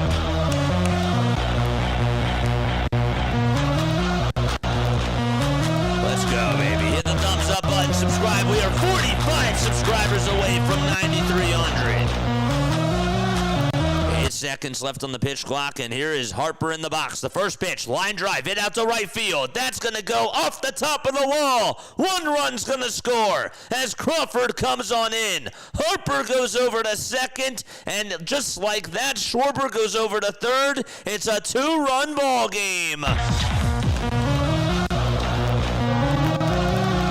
RBI double for Bryce Harper. Off the top of the wall, out in right field. Let's go.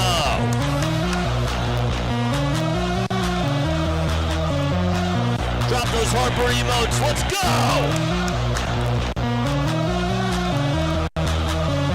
Bohm is now up to bats.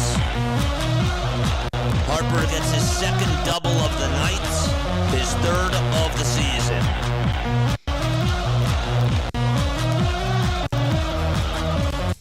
I thought the game was over. I thought it was over. 1 out, top of the 5th. Bohm is in the box. He's 1 for 2. He's singled in the 4th. And the pitch to Alec. He grounds this one back on over towards the mound. That'll check the runner at third. And the throw to first is in time. There's out number 2. And so there's 2 away in the top of the 5th. Schwarber was lucky that he didn't get caught into a run down there. Hauser definitely made the right decision by throwing it on over to first and getting the easy out there. So now it's Bryson Stott who's up to bat. And Stott looks at a called strike. It's a curveball that's at the knees. Stott's 0 for 2. He grounded out and also lined out over to center. The 0-1 to Stotts. He shows bunts and bunts it foul towards the third base side. What the heck? Why would you bunt in that situation? No balls and 2 strikes to Bryson Stott. 5 seconds left on the pitch clock. And the 0-2 to Stott. And he lays it off. The changeup was down.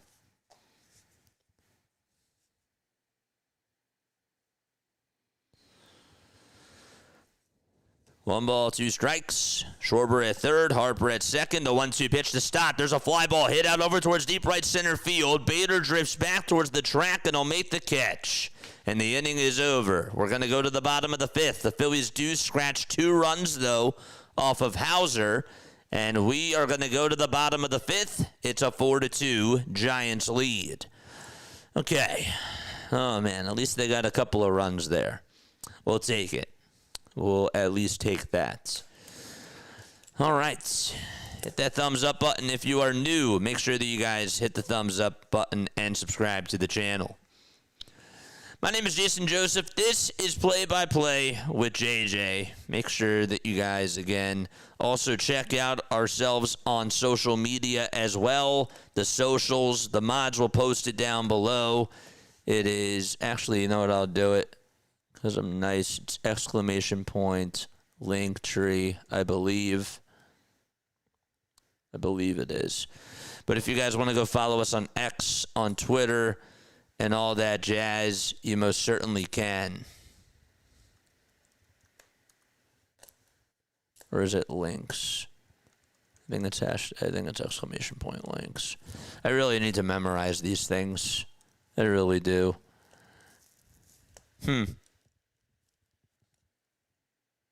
Let me try this. Ugh. Oh, man. But anyhow, make sure you guys hit the thumbs up button and subscribe. We'll find it. We will definitely find it. I think that if we actually go to chat rules, it's up on there. Stream elements. Why is this not working?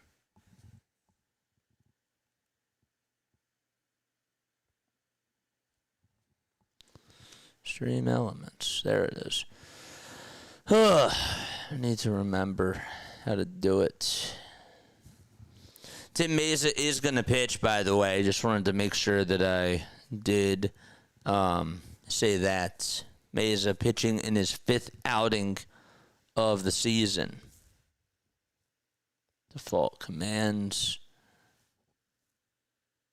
Did I sign on into my Twitch? I did.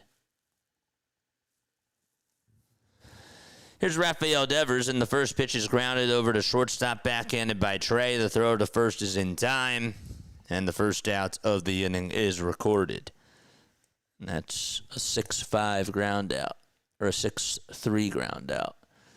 All right, connect with YouTube. Good. 1 away here in the bottom of the 5th. There we go. All right, what's it called again? The pitch to Ramos is in there for a strike. Email memberships. JJ links. All right, we're going to change that.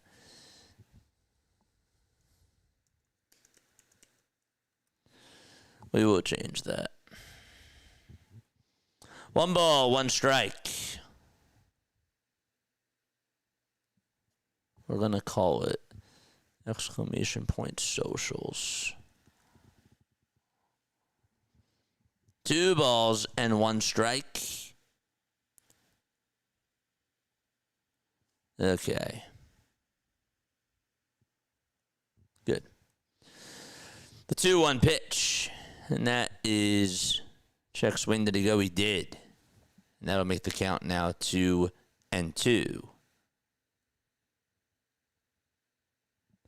Good. Exclamation point socials. All fixed. 2-2 on the way. Swing and a miss, and there is out number 2. That's the second strikeout today for Phillies pitching. Pinner only had 1. Good. Fix the problem.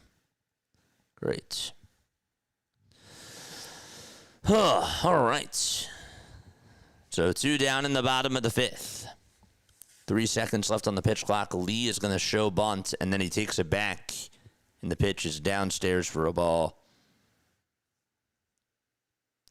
We got 271 of you tuning on in. Hit the thumbs up button as well. We are 59 likes away from getting to 200. The 1-0 to Jung-Hoo Lee, and that is in there for a called strike. Our poll question was, can we get to 300? Let's go. Hit that thumbs up button. 1-1 pitch. It's grounded over to short. Picked up by Trey. The throw to first is in time.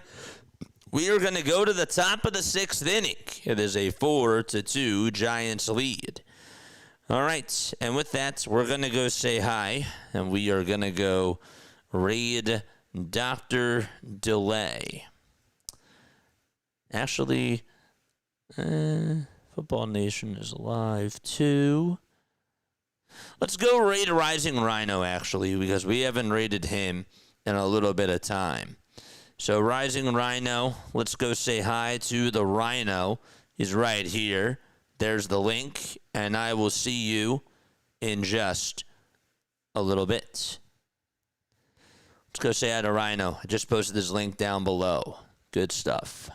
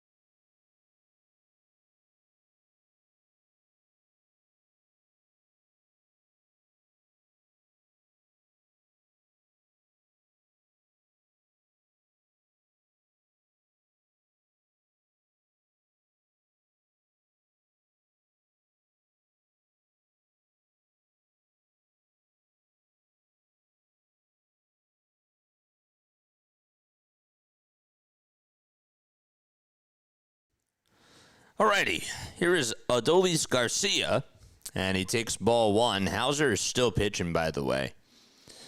Garcia's 0 for 2 with a flyout and a ground out. Thank you so much for going to raid Rising Rhino. Let's go, baby. It's 1 ball, 1 strike as we are in the top of the 6th. 4-2 Giants lead against the Phillies. Here's the 1-1, swing and a miss. And it's 1-2. That pitch was at 96 miles per hour.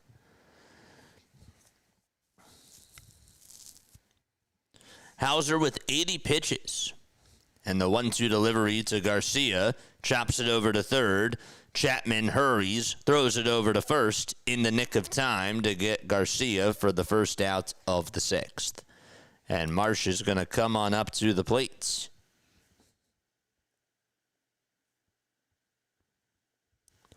Phillies did send 7 men up to the plate in the 5th inning.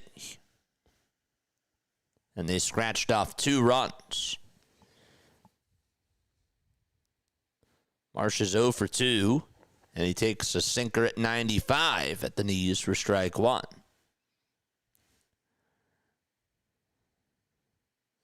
Jonathan Bolin and Tanner Banks are warming up. The 0-1 grounded past the first base slide of Devers out to right field for a base hit. And the tying run is going to come on up to the plate. There we go, Marsh.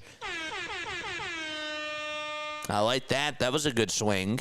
Devers almost, I thought, was going to get there, but he did not. That was actually going to go on into the dirt, but he stayed with the pitch. I'll give him credit there for sure.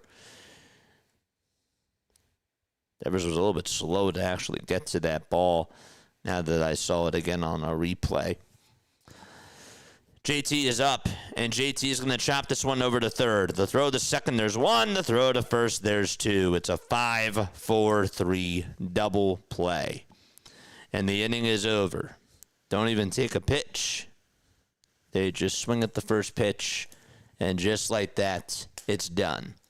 We're going to go to the bottom of the sixth. It is a 4-2 Giants lead. Brutal. Oh, dang it. Jack, once again, thank you so much for the $5 super chat. If you guys do want to donate, you definitely don't have to, but if you do want to give back to the channel, you most certainly can by hitting the super chat button. You can also become a member. Members are $2.99 a month, and you get access to these awesome emojis. My members, I'm sure, will be able to drop some down below. But yes, that's a really good way to support the channel. PJ ended up buying 5 memberships I saw yesterday. That was really nice. Shout out again to PJ for the gifted memberships. The other thing, too, I wanted to say is that on Wednesdays we do P.O. Box openings. If you guys want to send anything to my P.O. Box, okay, the link is right here. This is actually not a link. This is the address, though, if you guys want to write this down. I just posted the P.O. Box link in the chat. And you can write it down. It is Play-by-Play with JJ, P.O. Box 6 in Gibbsboro, New Jersey, 08026. Jack just became a member. Jack, welcome aboard. And thank you for the membership, my friend. Good to see you. Good to see you as a red member. Let's go. Let's go, baby. More wasted opportunities. Yeah, I know. Mesa has potential.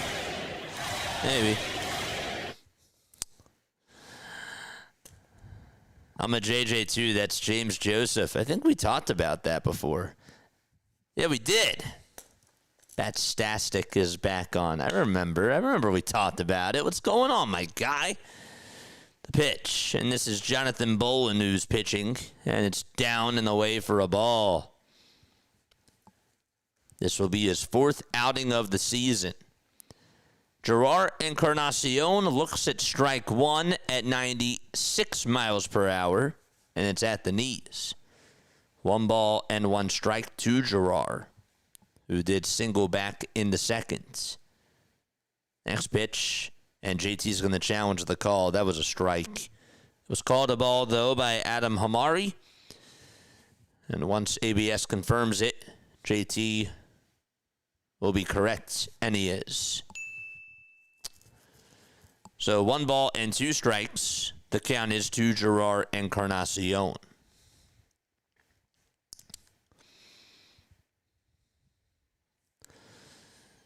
The 1-2 pitch. Check swing. The pitch was high. Did he go? He did not, says Clinton Vondrack. And it's 2 balls and 2 strikes.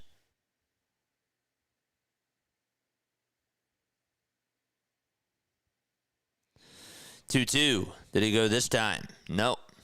Pitch was outside, and the count is now full at 3-2.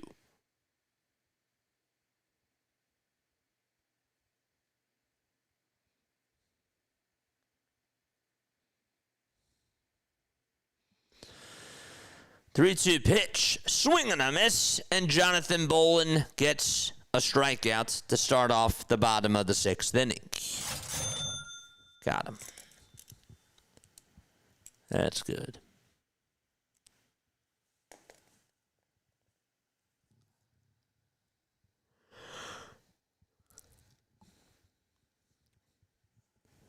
Here is Harrison Bader, who is up in the pitch. That is taken outside for a ball.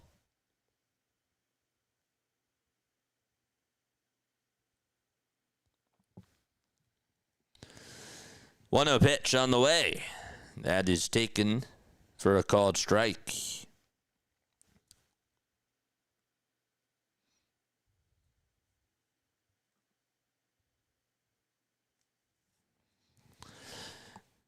The 1-1 offering, and it misses inside for ball 2 to Harrison Bader. Phillies bullpen in the series against the Rockies, 8 innings, 1 hit, 2 walks, 12 strikeouts. They did their job for sure. The 2-1 delivery, swing on a foul ball. Bader just got a little piece of it, and the count is 2-2. Bruce Lee.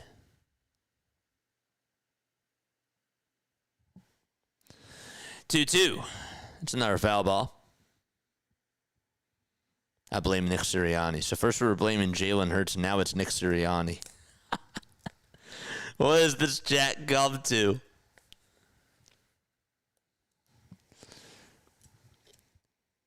Two balls, 2 strikes. The 2-2 pitch, and that's up high for ball 3. JJ, think you can get to 10K by the All-Star break? Wait, did I say All-Star break? Yeah, man, we're trying. I think that we can definitely get to 10K by the end of May. It's going to take a little bit of work, though, and I'm going to be grinding my butt off for it. The pitch, swing and a miss, and there's out number 2.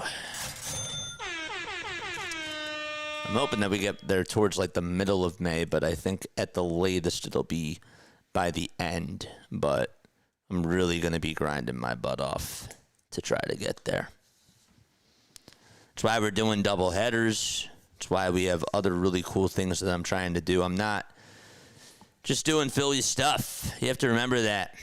We're trying to get more baseball people on here too, while still growing and centering our stuff around Philly Freak Nation. 1 ball, no strikes. Patrick Bailey is in the box, facing Jonathan Bolin, and the 1-0 is grounded over to Bryce Harper. He has it. He'll take it right to the bag, and there is out number 3. We're going to go to the top of the 7th inning. It is a 4-2 San Francisco lead. Speaking of other games, by the way, let's talk about tomorrow's schedule. I did not post this on my community. I posted the schedule on the community post, but what I didn't post is that we are also doing a doubleheader tomorrow. So we're doing 2 games every day this week. Tomorrow we got the Royals and the Guardians at 1:10. And then tomorrow night we will be doing San Francisco against Philadelphia. Of course, Wednesday we got the Phillies playing the Giants in the afternoon at 3:45. And then at nighttime, the night game is going to be Tigers versus Twins. And that'll be at 7:40 p.m. Eastern time. Might be a little bit late depending on how things go. And then Thursday, we are doing Reds versus Marlins at 12:10. We got the Sixers game at night. The Sixers play against the Rockets. And then Friday, it's Pirates versus Cubs at 2:20. And then Phillies versus Diamondbacks at 6:40 p.m. Eastern time. So the grind does not stop. We will continue to push, of course. Oh boy, we go to the top of the 7th. And then this weekend, it's going to be very, very interesting. I'm excited about the weekend. But let's get there first. All right, so Andrew Painter today, 4 innings, 9 hits allowed, 4 earned runs, 1 walk, 1 strikeout. Bryce Harper and JT Realmuto today combined are 4 for 6 with 2 doubles and 2 singles, an RBI, and a run scored. Adrian Hauser has gone 6 innings. He's given up 7 hits. And here we are in the top of the 7th. Hauser is still pitching, and Crawford swings and misses at the first pitch for strike 1. And so the count is 0-1 to Justin Crawford. He's 1 for 1 with a walk and a double. And the 0-1 swing and a miss. That pitch was up high. Oof. Did anyone hear exactly what Phillies fan yelled to Kyle Schwarber in his last at-bat? Yeah, I didn't hear that, man. I did not hear about it. Oh, how did the rest of the game go? 0-2, foul ball. How did the rest of the college basketball game go? I wish I could have had it on tonight.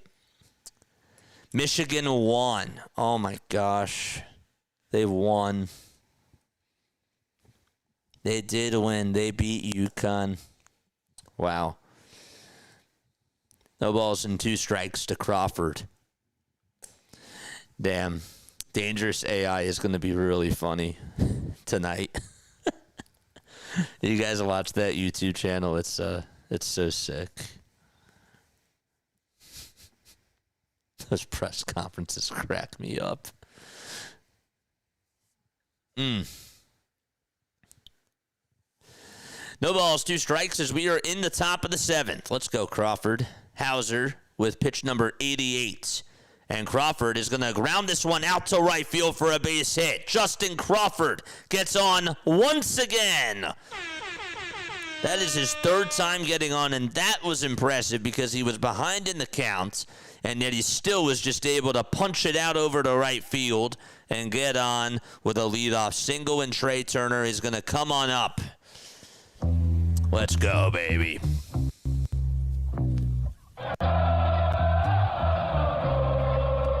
And Kano, I appreciate that, man.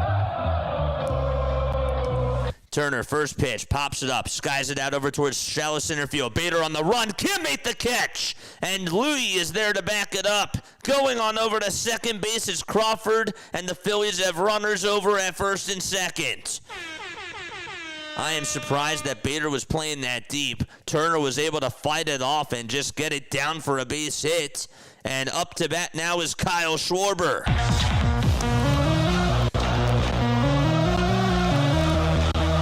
All right. A bloop single by Trey. The tying run is at first. And the Schwarberian is coming on up. Let's see the Schwarber emotes. That is going to do it for Hauser. He's done. Goodbye to Adrian Hauser. Dangerous AI is wild. Oh boy. So we have yet another opportunity. Let's not blow this, baby. Come on, let's go. Yes, sir. All right, where is everybody tuning on in from? Shout out where you're tuning on in from right now, and I'll shout you out. Where are we tapping on in from? The East is evicted. Goodbye. Golf Nut with the sub. Appreciate you, my guy. Yes, sir. Where are we tuning on in from?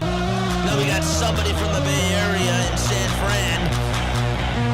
I know we got some people in Philly. Where else we tapping on in from? Where are we tuning on in from? Kentucky! Christian Jones, shout out to you. Oakland, San Francisco native, let's go! Indiana, Texas. Love it. Baltimore and Virginia. W's in the chat for the Titans. South Jersey, Florida. Yes, sir. Delaware's also in the house. Ethiopia's in the house. I love it. Richmond, Virginia. Christian says, I appreciate you. Cheers, Christian. Let's go.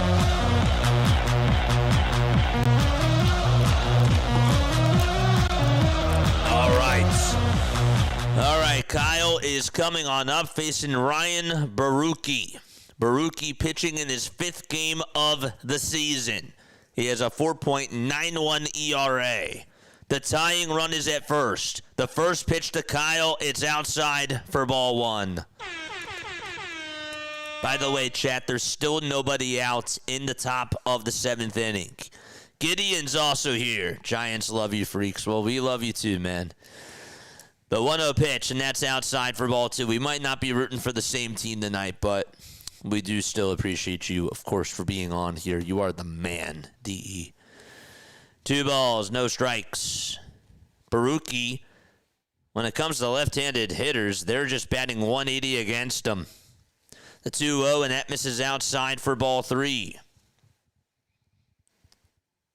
He's a little bit off. Has not been able to throw a strike here to Kyle Schwarber. Schwarber's 0 for 2. The 3-0 pitch to Kyle. It's up high for ball 4, but it's called a strike, and Schwarber's going to challenge, and he's going to be able to go over to first base once ABS confirms it. I don't know how Adam Hamari called that a strike. That was 1,000% a ball. I mean, my gosh, it was 2.2 inches above the zone, and the bases are loaded for Bryce Harper. That was egregious. Harper's in the box. White batting gloves. The pitch to Bryce. That's up high and inside for ball 1. All 5 pitches have been balls from Baruki so far.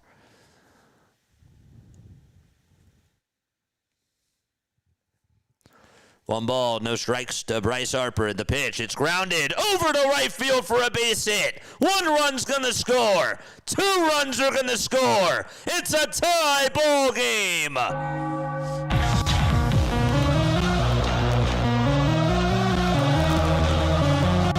Schwarber stops at second, and Bryce Harper comes through in the clutch.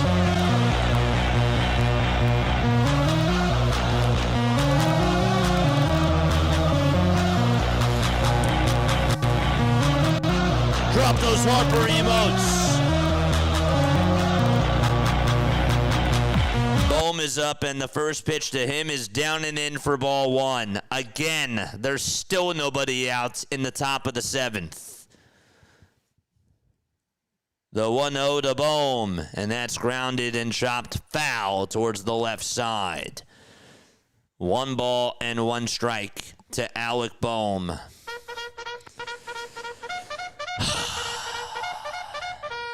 Charge! 1 ball, 1 strike, and the pitch to Bohm, swing and a miss, and the count is now 1-2. It was a splitter.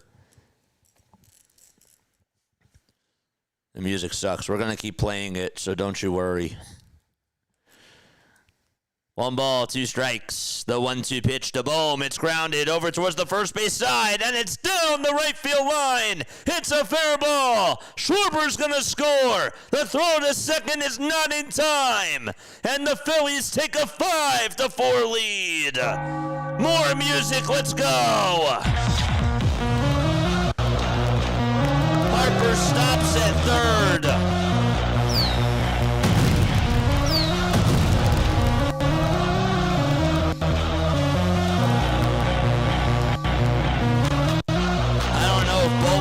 At second, that was a close play, but regardless, the Phillies are on top. And they've climbed their way back in this game and take the lead.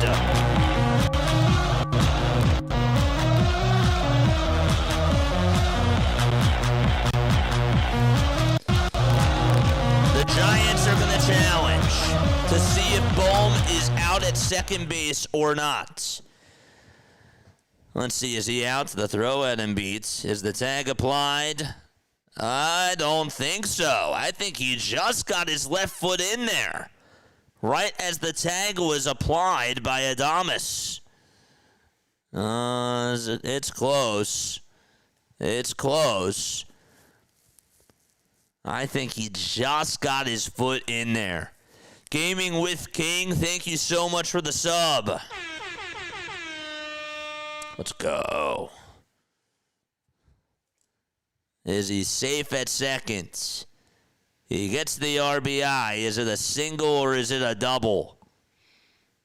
I think he's in.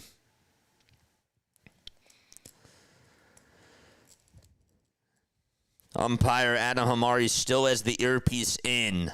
Phillies were down 4-0. and they have scored 5 runs. There's the tag. Was his toe just on the bag? The call stands and Bohm is safe. So it's an RBI double for Alec Bohm, and Bryson Stott is coming on up to the plate right now. The pitch to Stott, swing and a miss, and the count is 0-1. Man, no balls and 1 strike to Bryson Stott. He's grounded out, he's lined out, and he's fouled out. The 0-1 to Stott. It's grounded back up the middle. Second baseman has it. Throws it over to first. It's in time. The runners stay right where they are. That was a really good play at second base by Luis Ariz. That saves a run, or possibly 2 there. Caleb Killen is warming up in the pen now for the Giants. And with that, we are going to actually have a pitch and change right now. Barucki's day is done. And another call to the bullpen. Let's go. All right. More Moosack. Let's go, baby. I'll take it.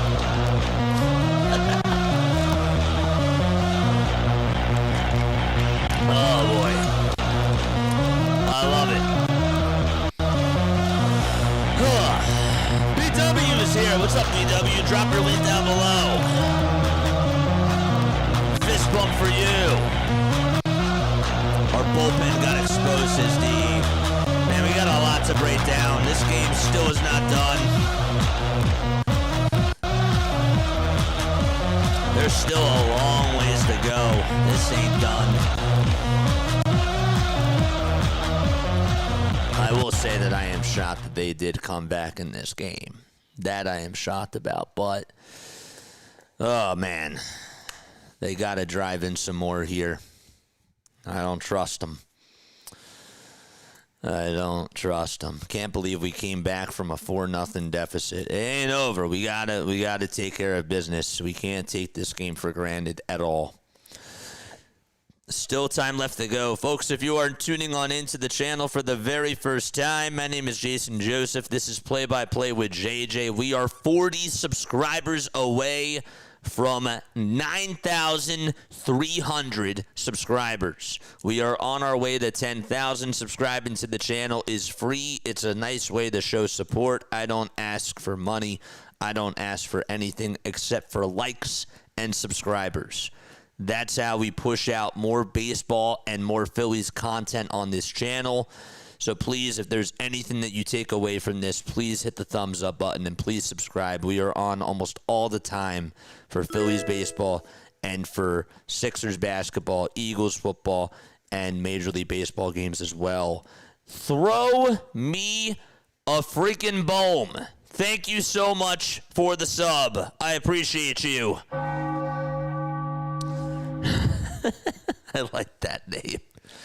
The pitch, and that is to Adolis Garcia. And it's down for a ball. Killian on the mound. 1 ball, no strikes to Adolis Garcia. Killian comes set and fires. Swing and a miss. That was a fastball at 96 miles per hour. 1 ball, 1 strike. 308 runs scored in the 7th inning or later since the start of last season. That is the most in all of baseball. That's the Philadelphia Phillies, chat, if you can believe that. 1 ball, 1 strike to Adolis Garcia. Runners at second and third. The pitch to Garcia. It hits him right on the elbow, and he's going to go on over to first base with the bases loaded. The trainer is going to go out there, and so is Rob Thompson. Hold your breath for a sec. He is walking. That's good. He did go on over towards the trainer. He knew that he was going to get checked up. And I don't know. Did that hit the knob of the bat? The Giants, I wonder if they're going to challenge this. I think it hit the knob of the bat, and I think that's going to be a foul ball if they decide to challenge.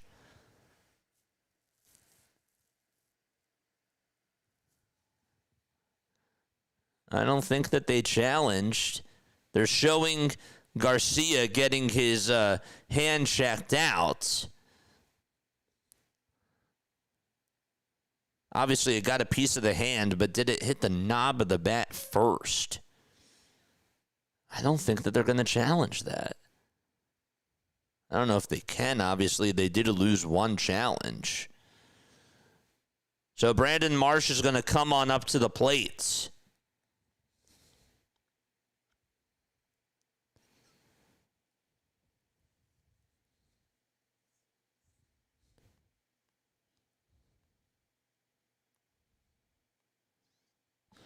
So Marsh is going to come on up.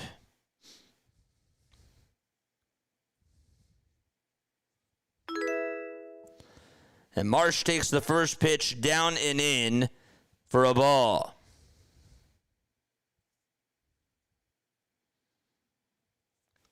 You get 2 challenges per game.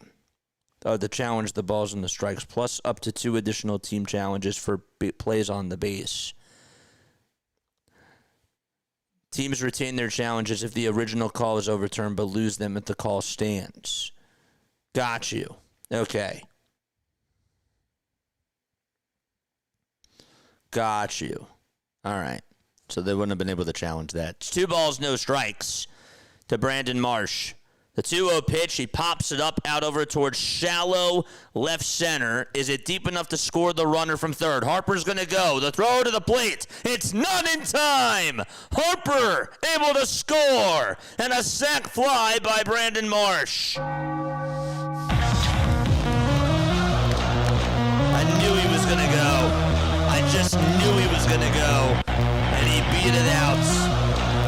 Ramos drew the throw to the plate, and Harper was just able to beat it out on the slide. That was a smooth slide by Bryce.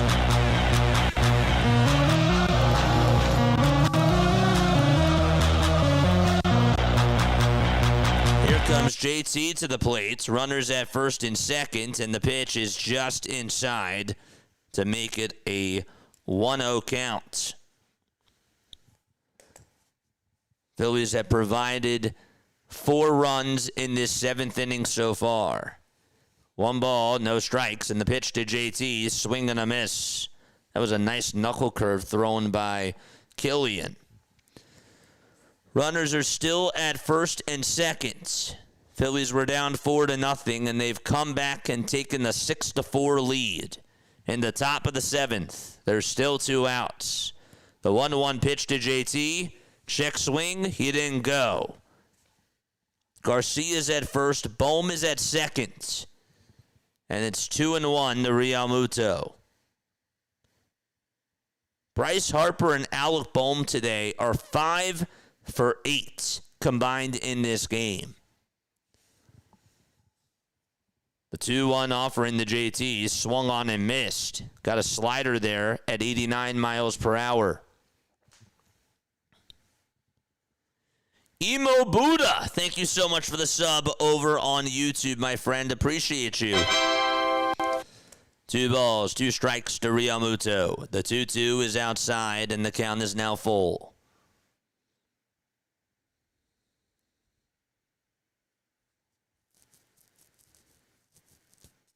Fun baseball to watch, not Matt. 3 balls, 2 strikes. The payoff pitch to JT. Foul ball. And we'll do it again. The road to 10K, baby. Love it.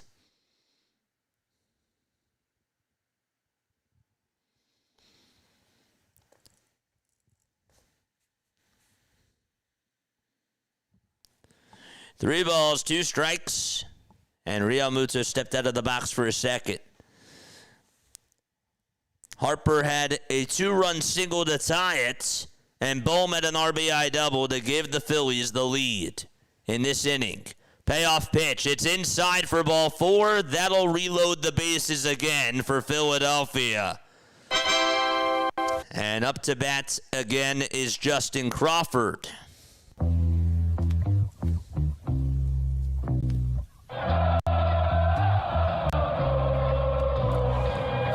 Phillies have batted around in this 7th inning.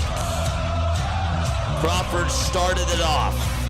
The pitch to Crawford, and he takes back the bunt, and it's in there for strike 1. No balls and 1 strike to Crawford.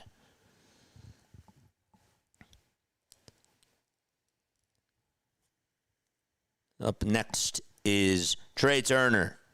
The 0-1 pitch, it's called strike 2. Bailey was ready to challenge that. That was a late call by the umpire. He had his hand on his helmet, on his catcher's mask. That's funny. No balls, 2 strikes. The 0-2 pitch. It's up high. Did he go? No.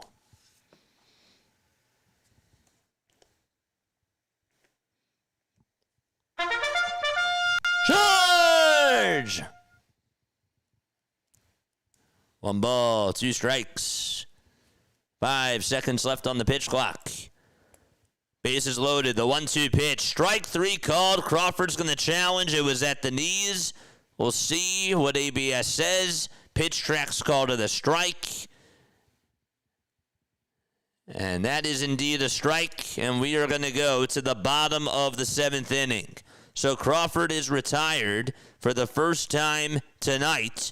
And we are going to go to the bottom of the 7th. The Phillies do, however, get 4 runs in this 7th inning. And they lead it 6-4 against the Giants.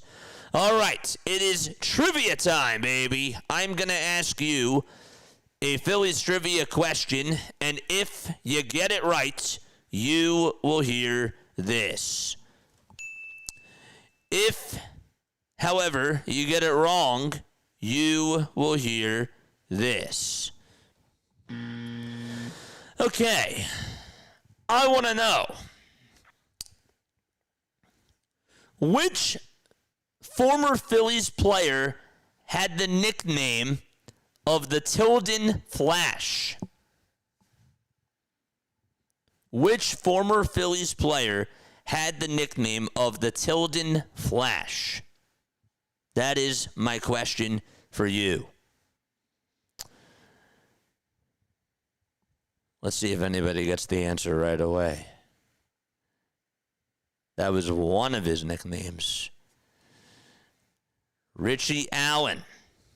Was it Richie Allen?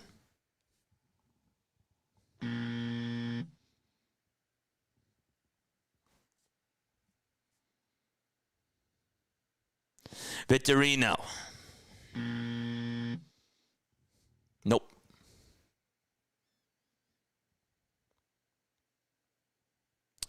Nope. Nope. The Tilden Flash. That was one of his nicknames. Ashburn. Whitey. That was another one. Richie Ashburn is correct. Yes, sir. Yes, sir. Good job. Good job, chat. Easy one today. That was great. I love it. Jose Alvarado is going to pitch 4 games this year, a 13.5 ERA, 4 strikeouts in 2 2/3 of an inning.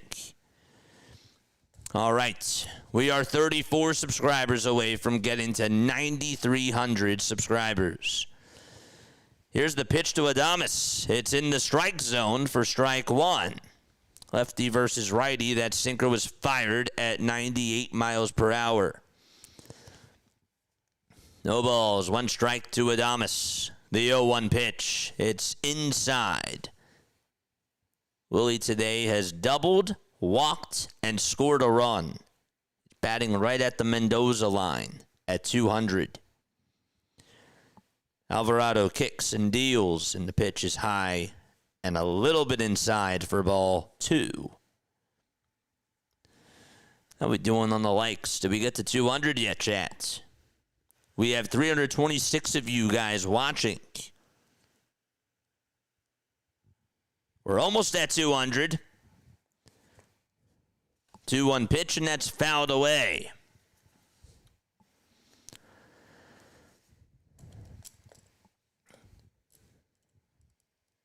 Alvarado gets set above the belt this time. kicks, fires, swing and a foul ball. That pitch was way above the zone. And Adames able to knife it off and stay alive. 2-0. Let's go, baby. The 2-2 pitch from Alvarado. Swing and a line drive. Foul ball over towards the left side. All right, so let's go, baby. 200 likes. And we are 100 away from our goal. 100 away from getting to 300 likes. Let's go. We're 2/3 of the way there, baby. Thank you so much again for those of you who did hit the thumbs up button. You guys are the best. 2-2. Grounded foul towards the third base side.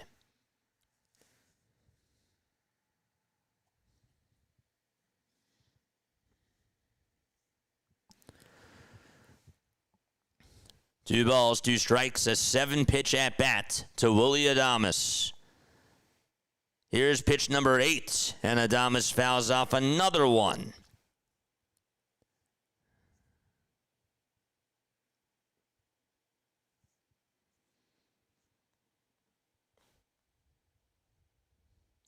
Adames signed a 7-year, $182 million contract in 2024 with San Francisco. The pitch, it's inside and taken for ball 3. Was, of course, with the Milwaukee Brewers before he came over to San Fran. Alvarado kicks and fires, and this is going to be popped up out over towards straightaway center. Crawford gets under it, makes the grab, and the first out of the inning is recorded. It was a good at-bat. It was a good fight by Willie, but Alvarado able to get the first out. Corman, thank you very much for the sub over on YouTube, my friend. 1 out here in the bottom of the 7th. And Luis Arraez comes up, and he leaves the bat on his shoulder and stares at strike 1 at 100 miles per hour at the knees. And that's the first time we've seen triple digits from Alvarado this year. He has singled twice, and he has also hit a sac fly, Luis. No balls, 1 strike, and the 0-1, and it's outside for ball 1.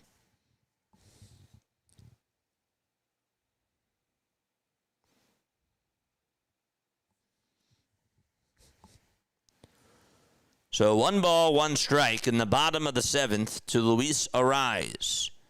The pitch, it's a foul ball.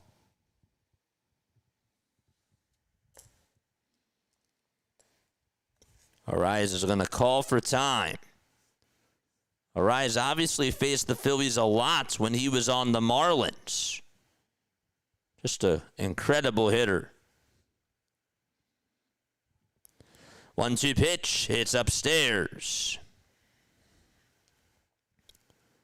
In his career against the Phillies, he's hitting .262 with 22 hits, a homer, and 5 RBI. The 2-2 pitch to Arraez. It's lined over to short and caught by Trey Turner for the second out of the inning. He got it off the end of the bat, but right at Trey. And Matt Chapman is due on up next. Chapman grounded out to short in the 4th, but he also had that 2-run triple back in the 3rd to give the Giants their first 2 runs of the game. He also singled 2 and scored a run. The pitch to Chapman, and that sinker is low.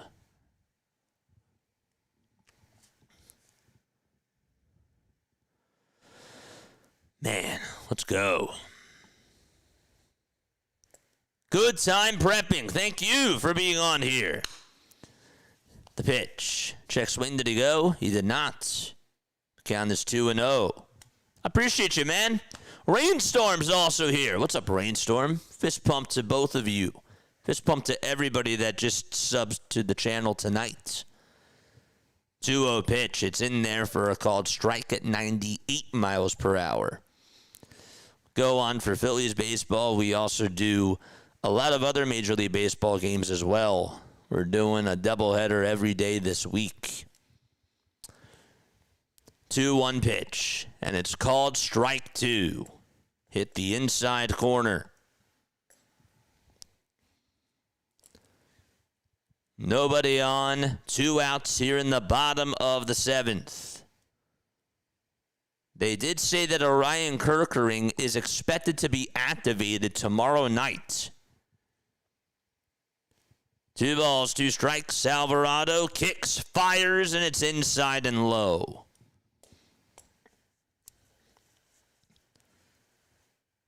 Got to stay with him here.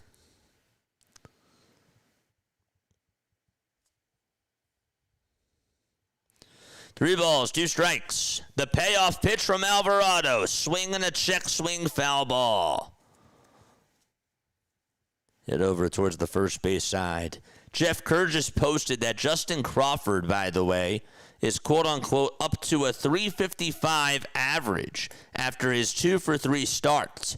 10 games in, and Crawford is continuing to hit after struggling to hit this weekend. And we have a timeout called by Alvarado, and JT is going to jog on over to the mound. Phillies were down 4-0. Chapman had a 2-run triple, followed up by a Heliot Ramos RBI single in the bottom of the 3rd, and then a rise of the sac fly. Made it 4-0. We'll get you the rest of the scoring in just a little bit. But for now, it's 3 balls, 2 strikes to Matt Chapman. The payoff pitch on the way. Swung on and missed. He struck him out. Jose Alvarado gets a 1-2-3 inning, and we're going to go to the 8th inning. The Phillies are up by 2.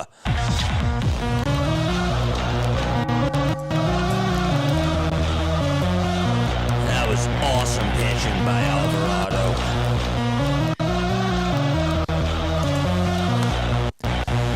Trey Turner will lead it off for the Phillies when we go to the top of the 8th.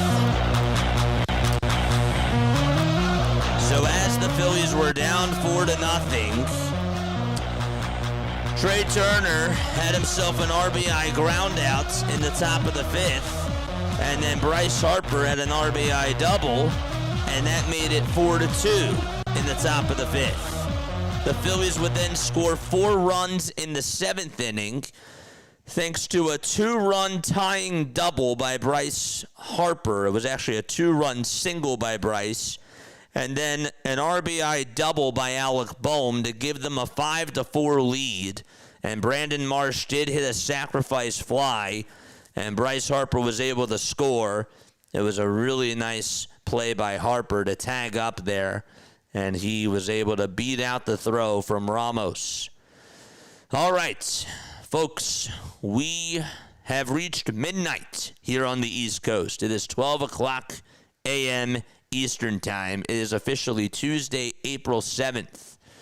Hopefully you're all having yourselves a great morning so far, a great day, and we are going to the 8th inning. I believe that Kalan is still going to pitch. I hate the Dodgers says, I'm done with MLB baseball. I hate MLB. Okay, well, that's fine. It is what it is, man. Must not be having a good night betting, I guess. All right. 10 runs scored in this game. 20 hits combined as well. The Phillies have 11 hits. They were 0 for their first 7 with runners in scoring position. And ever since then, the Phillies are 3 for 8. They are in total 3 for 15 with runners in scoring position tonight. And Trey Turner comes up, and he takes a strike against Matt Gage, the lefty, who has pitched in 4 games. He has struck out 3 batters and has walked just 2. Here's the 0-1 pitch, and the slider misses downstairs for ball 1. 1 ball and 1 strike. Turner did have a bloop single back in the 7th, and he scored a run. The 1-1 pitch to Turner. It's popped up over towards the first base side. Devers, does he have room? Yes, he does. And he will make the catch, and there's one away in the 8th inning.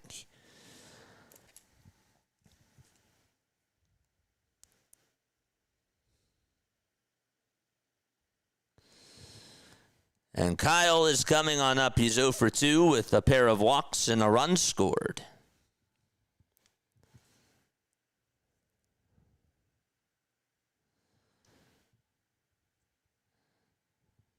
The pitch to Kyle Schwarber is up high for a ball. 70 more likes till we get to 300. Let's go. Beautiful. 1 ball and no strikes. The pitch to Schwarber, and it's called a strike. It hit the outside edge.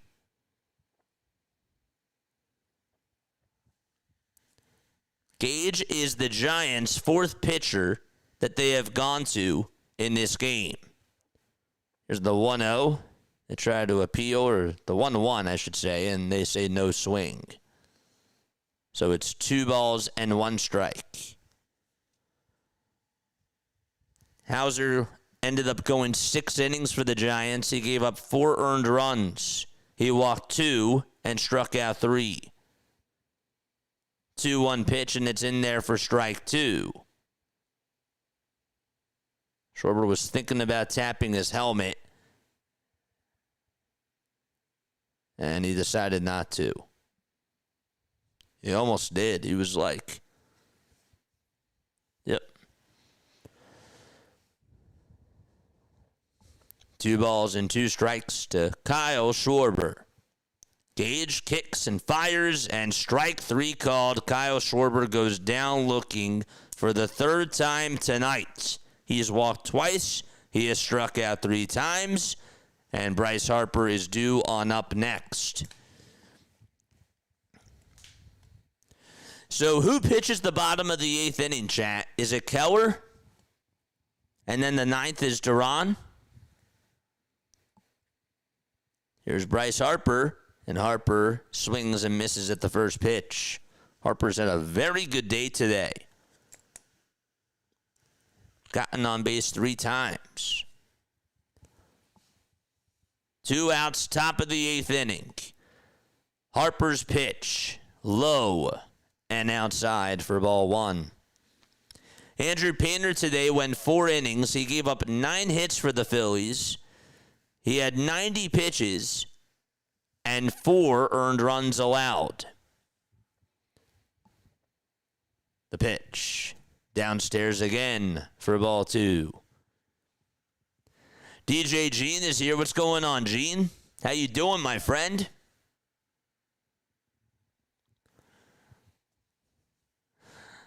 I don't think I'm going to be here for NFL drafts. I don't think... oh, wait. No, never mind. I will. If the Phillies are playing that night, I'm not going to do it. But if they aren't, I think it would be really cool to do a collab. 2 balls, 1 strike. The pitch to Harper, and it's in the dirt again. 2 sliders in the dirt in a row.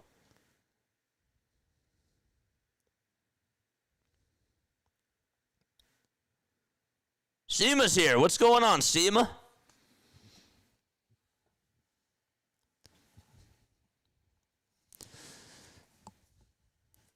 On deck is Alec Bohm. 3-1 offering to Harper. Outside for the 4th time tonight. Bryce Harper gets on.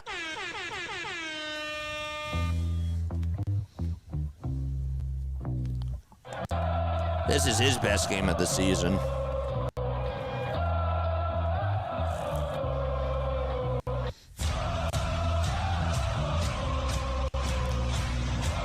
Alec Bohm is now up. He has singled, doubled, and driven in a run. And he takes strike 1 down the hatch at 93 miles per hour. We are 31 subscribers away from 9,300 subscribers. The 0-1 is high. The throw to second base to get Harper. He is out at second base. He slid on in there feet first. Rob Thompson says hold it for a second. Will they challenge? Mattingly is at the phone. They're showing a replay. And he's out. He got tagged by Arise right on the belt. That was an excellent play by Arise. A really good throw by Bailey. And that is going to do it. So we're going to go to the bottom of the 8th inning. Phillies still have a 2-run lead. That's the good news. Devers, Ramos, and Lee are due on up to bat. I don't mind Harper going there. I really don't. What do you guys think? I'm fine with him going there. I'm fine with him being aggressive in that moment in time. I don't think that was a bad decision. I don't. Rainstorm. Fist pump to you, my friend. Good to see you on here. Yes, sir. Too many trolls. Guys, you gotta stop trolling, man. Come on. Let's try to get along here, chat. We're not trying to make enemies. That's not what we're trying to do. We're trying to just have fun. We're going to the bottom of the 8th inning. Phillies are up by 2 against the San Francisco Giants. All right. So we are going to the bottom of the 8th. What was I going to say? I was going to say something. Chat, heads or tails? That was a really good throw. Heads or tails, chat?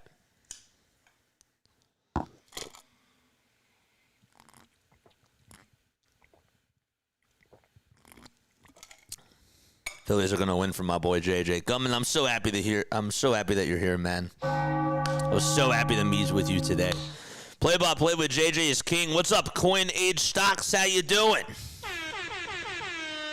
It was a good aggressive play, and good play to negate it. I'm fine with that. I'm fine with it too. I mean, you're up by 2 in that situation. You're trying to be a little bit aggressive. I don't think that was bad. Deo says tails. Anybody else? Heads or tails? Heads or tails?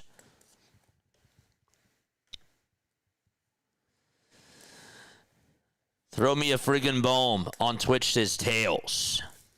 Let's go. Let's get the 300 likes. Let's bat Ted Williams. Let's go. Let's get to Williams' batting average. The pitch. And that's in there for a strike. I like the sound of that. Heads or tails, chat? 0-1 pitch, and that's taken up high for a ball. Brad Keller is pitching. It's 1 ball and 1 strike. And that's to Rafael Devers. The 1-1, and that misses outside for ball 2. Tails always. I'll give you the answer once this at-bat's done. 2-1 pitch. Swing and a miss. It was a big whiff there. Keller, of course, was on the Royals last year. 2-2 on the way. It's a little bit outside for ball 3.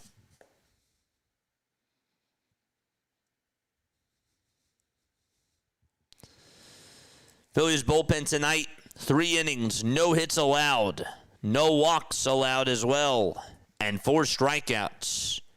The 3-2 pitch. And that's called ball 4, but JT's going to challenge. Pitch track's called to the strike at the knees.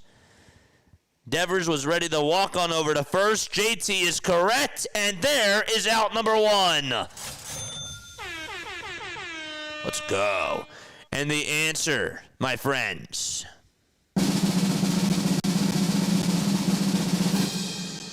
The answer is heads.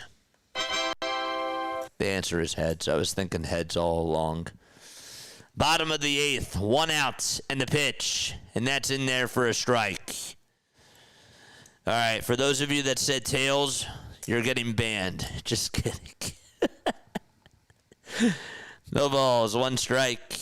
Keller kicks, deals, and the pitch is fouled off once again. The count is 0-2.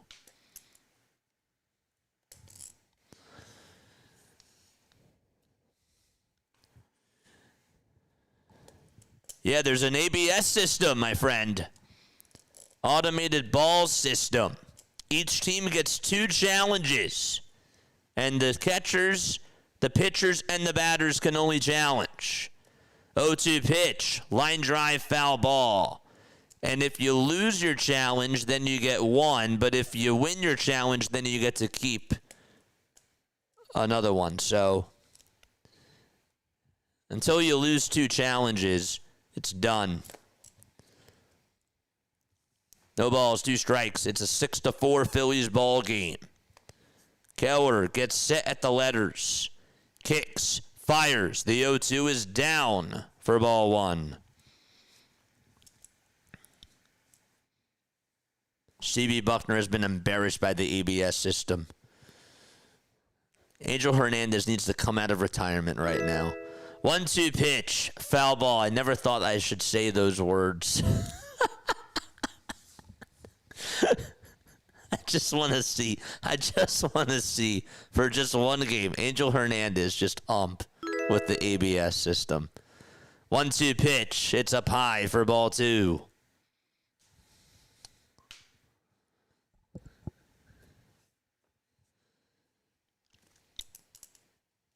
Ramos in the box as we are in the bottom of the 8th. The 2-2 pitch, swung on and missed, and there is out number 2. Drop another chair in the chat. Ramos does a little bat flip to himself and walks back over to the dugout for the Giants. That is 3 strikeouts in a row for Phillies pitching. And it's Jung-Hoo Lee who comes up, and he takes a ball just off the plate. It was a changeup.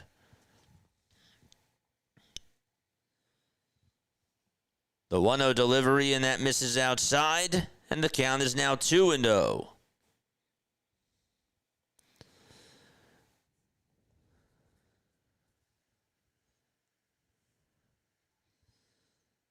Two balls, no strikes. Keller kicks, deals, and there's a strike on the outside edge. Had a fun time watching Jung-Hoo Lee in the World Baseball Classic, of course. 2-1 pitch. It's grounded up the middle, and the tying run is going to come on up to the plate as Lee gets on with a 2-out single for the Giants. And it's Gerard Encarnacion who is due on up. Chris Pope and Chris Imran. I hope I said that correctly. Thank you very much for the subs over on YouTube. Appreciate you guys. We are 58 thumbs ups away from getting to our goal of 300. Man, we are so close. Here's the pitch to Gerard, swing and a miss. The fastball was high. Encarnacion could not catch up to it. He's 1 for 3. He's singled back in the second. Keller gets set below the letters and fires, and Encarnacion fouls it off towards the right side.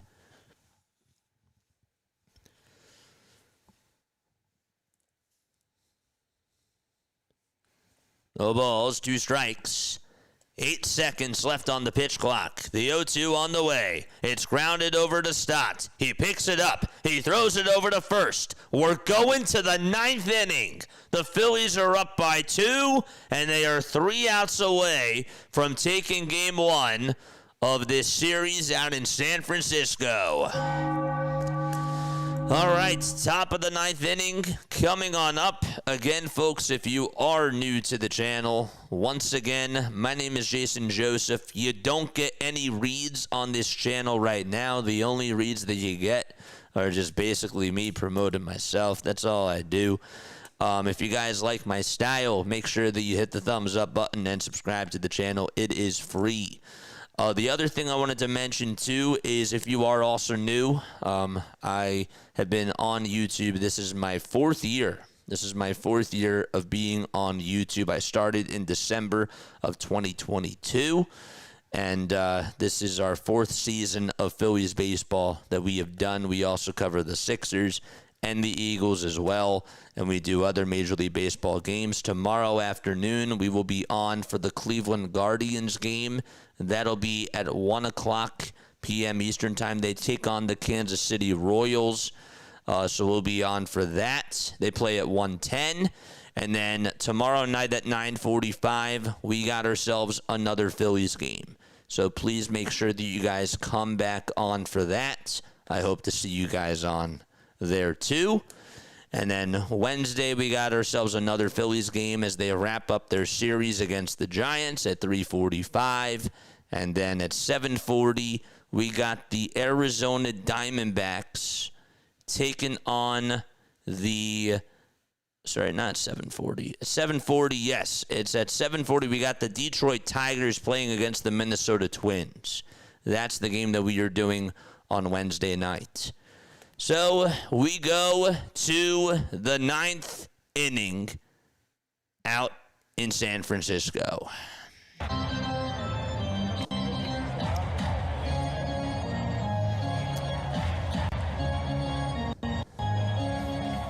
It's a really nice view at the ballpark. There's some Phillies fans. They're in long sleeve shirts. Two of them have the white and red pinstripes. One of them has the gray tops and the gray bottom jerseys. Bohm is up, and he takes a pitch that's in there for a strike. Clay Tidwell is pitching, and the 0-1 to Bohm. He lines it foul towards the right side and out of play.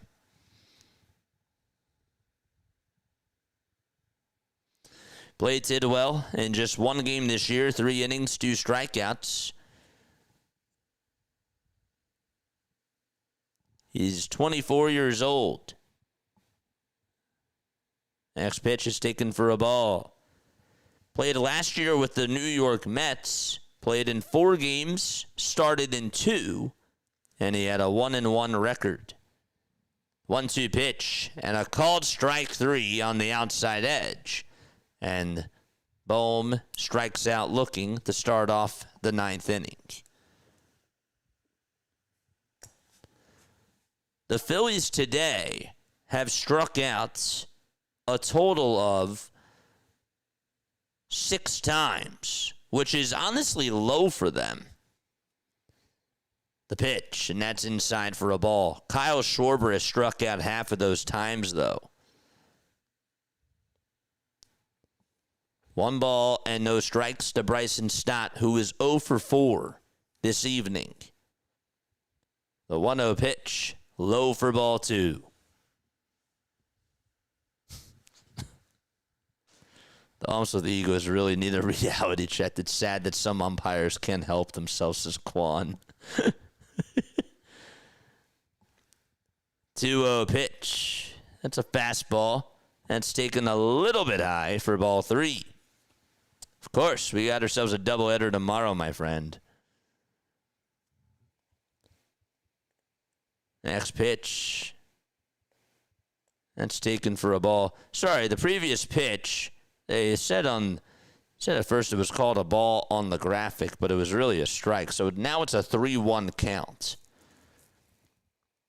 3-1 pitch in the air, hit out to deep right field. It's going back towards the track, and Lee turns over his shoulder, makes the catch, and slams into the wall for out number 2. What a play by Jung-Hoo Lee. That was a really nice catch by Lee. He timed it very well, turned over his shoulder, and he just caught it in stride right in front of the out-of-town scoreboard in right field for the Giants.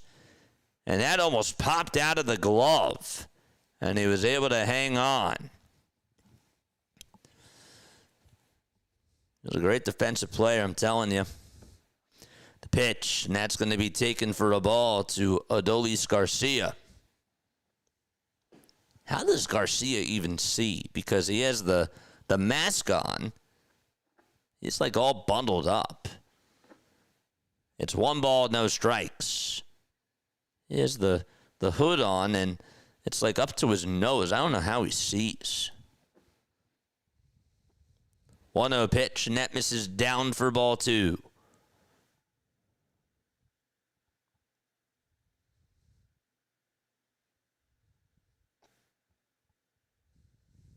I always dread these West Coast swings, too. I hear you. 2-0 pitch. It's up high for ball 3. The umps have a system looking over their shoulders, which by definition is always correct. That's funny. That was a nice catch. It was. 3-0 pitch to Garcia, and a 4-pitch walk to Adolis Garcia. That was a nice catch. So Garcia gets on for the first time today. There's somebody in a dinosaur costume enjoying himself. Sure that he is warm and bundled up. Brandon Marsh is in the box. And the pitch is taken for a ball. Here's the throw to second. It is not in time. Adolis Garcia dives in head first and is able to get into scoring position. Bailey's looking back at the dugout. Will the Giants challenge this? Is the question. I think he's safe. Will they challenge? Are they going to show if they challenged it or not? They're showing a replay. I don't know if they are challenging.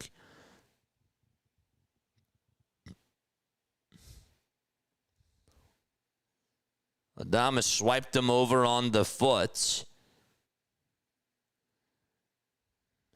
Are they challenging? I guess they are because they're showing different replays. Yep, okay, they are challenging. Oh, boy. Is Garcia safe at second or is he out? We'll have to wait for replay review and the people out in Secaucus, New Jersey to come up with a verdict here. I think by the time that he swiped, his hand is on the bag. I see that he got a fingertip right there. He got his pointer finger on the bag. But can they go back just a little bit more? No, they can't. Might be really tough to overturn this. We are 27 subscribers away. So after review, the call stands, and he is safe at second base, and the inning will continue. It's great. I think ABS is a great balance of automation and the human element. There's more accountability now for Pride. I agree. I agree. Let's go. Let's go. Hit that thumbs up button, chat. Shantae. Thank you so much, Shantae. Appreciate you. 44 more likes till we get to 300. Let's go. 1 ball, 1 strike to Brandon Marsh. The 1-1 pitch. It's in there for strike 2, right at the knees. Let's go. Hit that thumbs up button, chat. Keep those likes a-coming. The 1-2 to Marsh. Inside for ball 2. Marsh did get on before. Back in the 6th. He also had a sac fly in the 7th. Just deep enough to score Bryce. 2-2 pitch to Marsh, and he rips it foul towards the right side.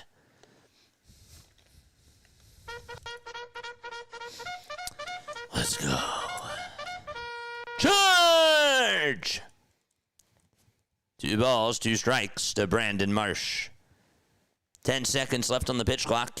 The 2-2 pitch to Marsh. Swing and a miss, and the inning is over. It's time to go to the bottom of the 9th inning. Marsh is down on strikes. And Duran is going to come on in. Let's go. Drop the spiders in the chat. Let's go, baby. Let's see the Duran emotes. It's time. 38 more likes till we get to 300. Last chance for the Giants. Duran, I believe, is going to come on in. Let's see those Joan Duran emotes. Better see him down below from my members. Drop the spiders if you're not a member.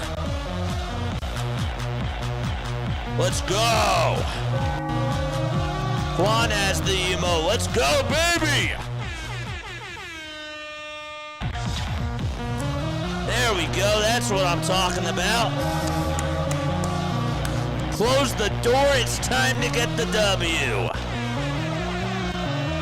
I love it.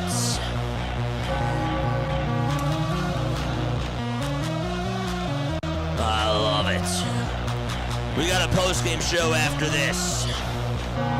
Make sure that you guys come on for that as well. 32 more likes till we get to 300.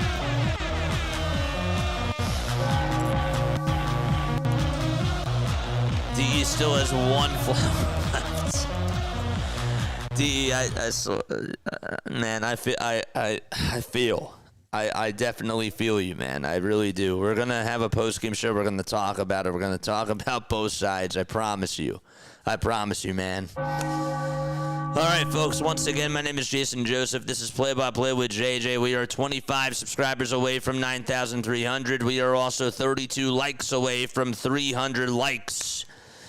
Here is Duran. He is in the ball game for Philadelphia. 3 saves and 3 opportunities for Joan Duran. A 1.93 earned run average as well. All right. And the first batter that he is going to face in the bottom of the 9th for the Giants is his former teammate, Harrison Bader. Both of them were Twins, and both of them were Phillies. They weren't twins, though, at the same time. And they're not actual twins, by the way. 1 for 3 Bader is with a single in the 4th and a run scored. And the first pitch is down low and away for a ball.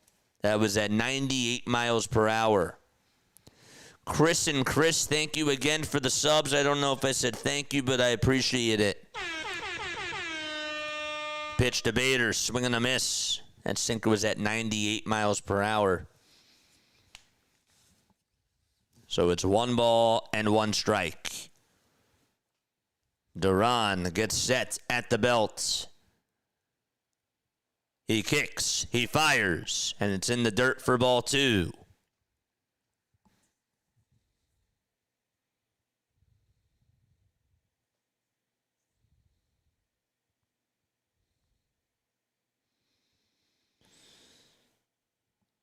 The 2-1 pitch. Bader pops it up. JT takes off the mask. He throws it. And does he have room? He does. The catch is made, and there's out number 1. And Bader goes back to the dugout for the Giants.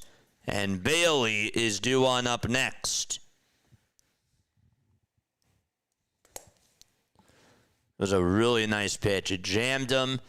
And JT did a really good job. That was not as easy as it looked. He had to take the mask off really quickly. He didn't know where it was, and then he just reacted very quickly. Here is Bailey, and he takes a pitch that's down and in for a ball.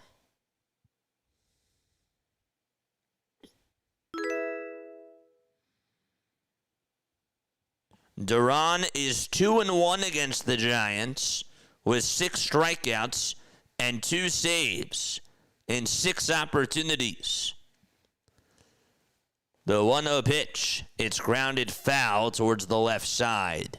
Adam Bennett, thank you for the sub over on YouTube.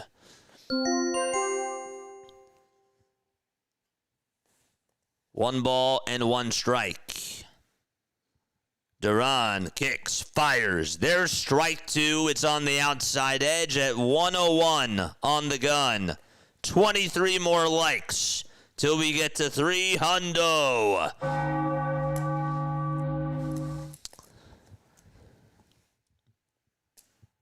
One ball, 2 strikes.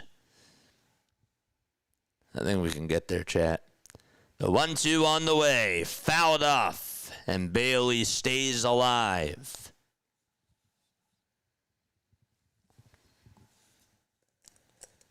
Willie Adames is up next.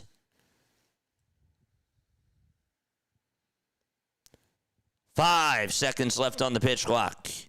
The 1-2 pitch to Bailey, and he smacks it foul towards the third base dugout. And it is a 5-pitch at-bat. Bailey has never faced Duran before. The 1-2 pitch is low in the dirt for ball 2. Against Phillies pitching, though, he is 7 for 24. 2 balls, 2 strikes. 5 seconds left on the pitch clock. Duran looking to strike out Bailey. The 2-2 pitch. He pops it up out over towards medium depth right field. Garcia's there. He does make the catch, and there's out number 2. But he did drop it, but I believe that he dropped it when he got it into his throwing hand. The umpire did rule him out, so there are 2 away in the bottom of the 9th inning, and 1 more out to go. 19 more likes. Let's go. It's Willie Adames coming on up. He's the last hope for the Giants. 11 pitches for Duran, and pitch number 1 is in the dirt for ball 1.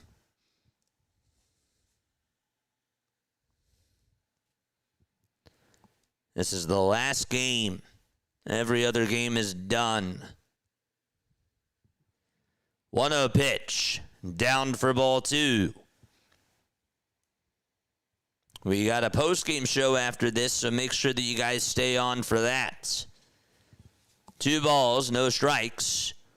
Adames in the box. The 2-0 pitch on the way. Fly ball hit out over to right field. Backing up is Garcia. It bounces off the top of the wall. Adames will cruise on over to second base, and the Giants are going to bring the tying run up to the plate. It's Luis Arraez who's going to come on up.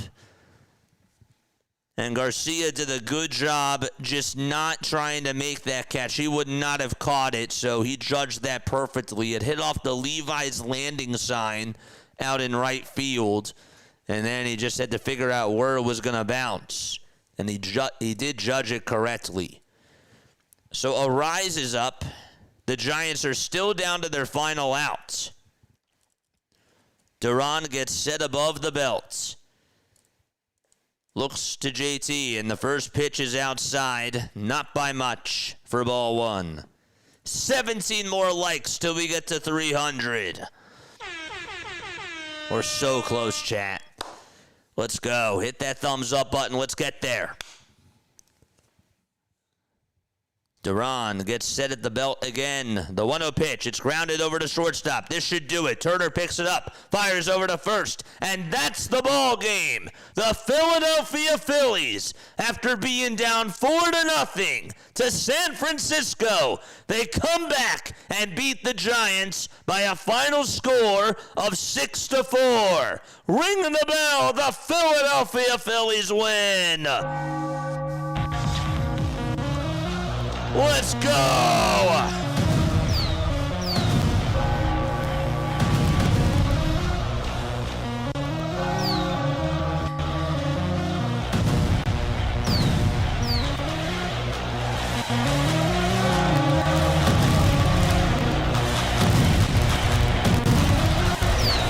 Let's go!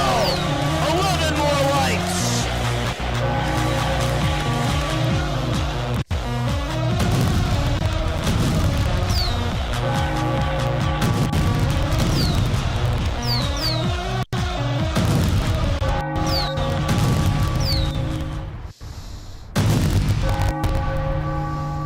Let's go! I'll take it. What a win.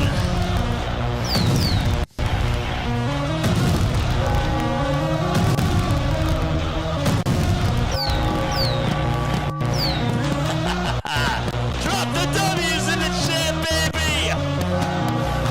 Let's go!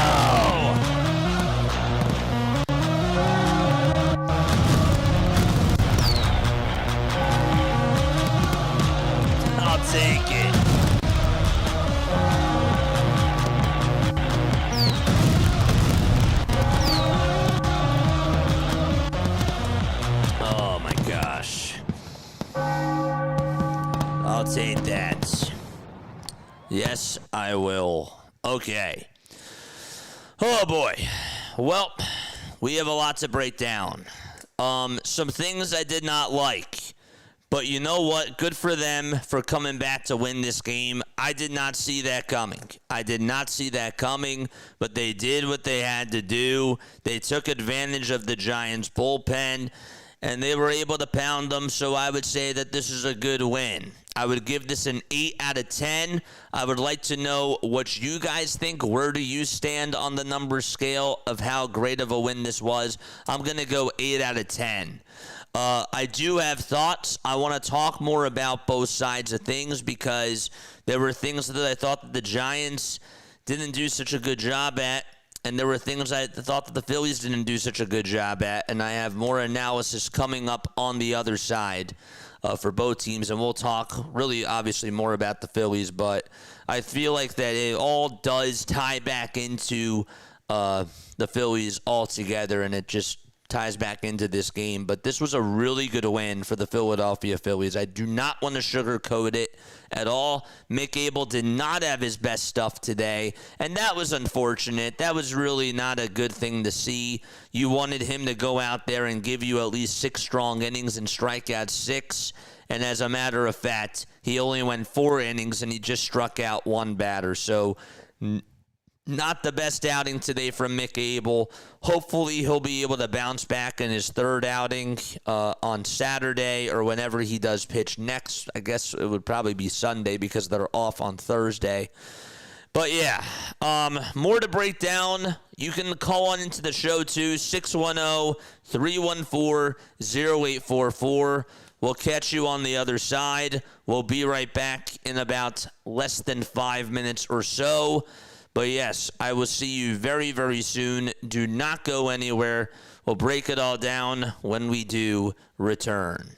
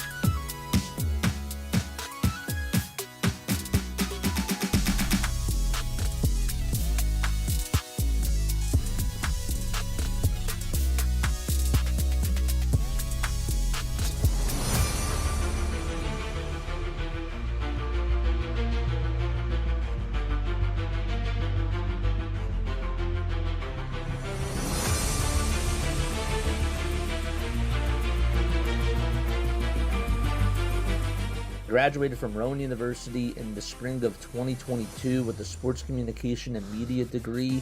I got to actually call minor league baseball and G League basketball games while I was in school. And then I graduated, and as soon as I graduated, I went to NFL Films in Mount Laurel, New Jersey.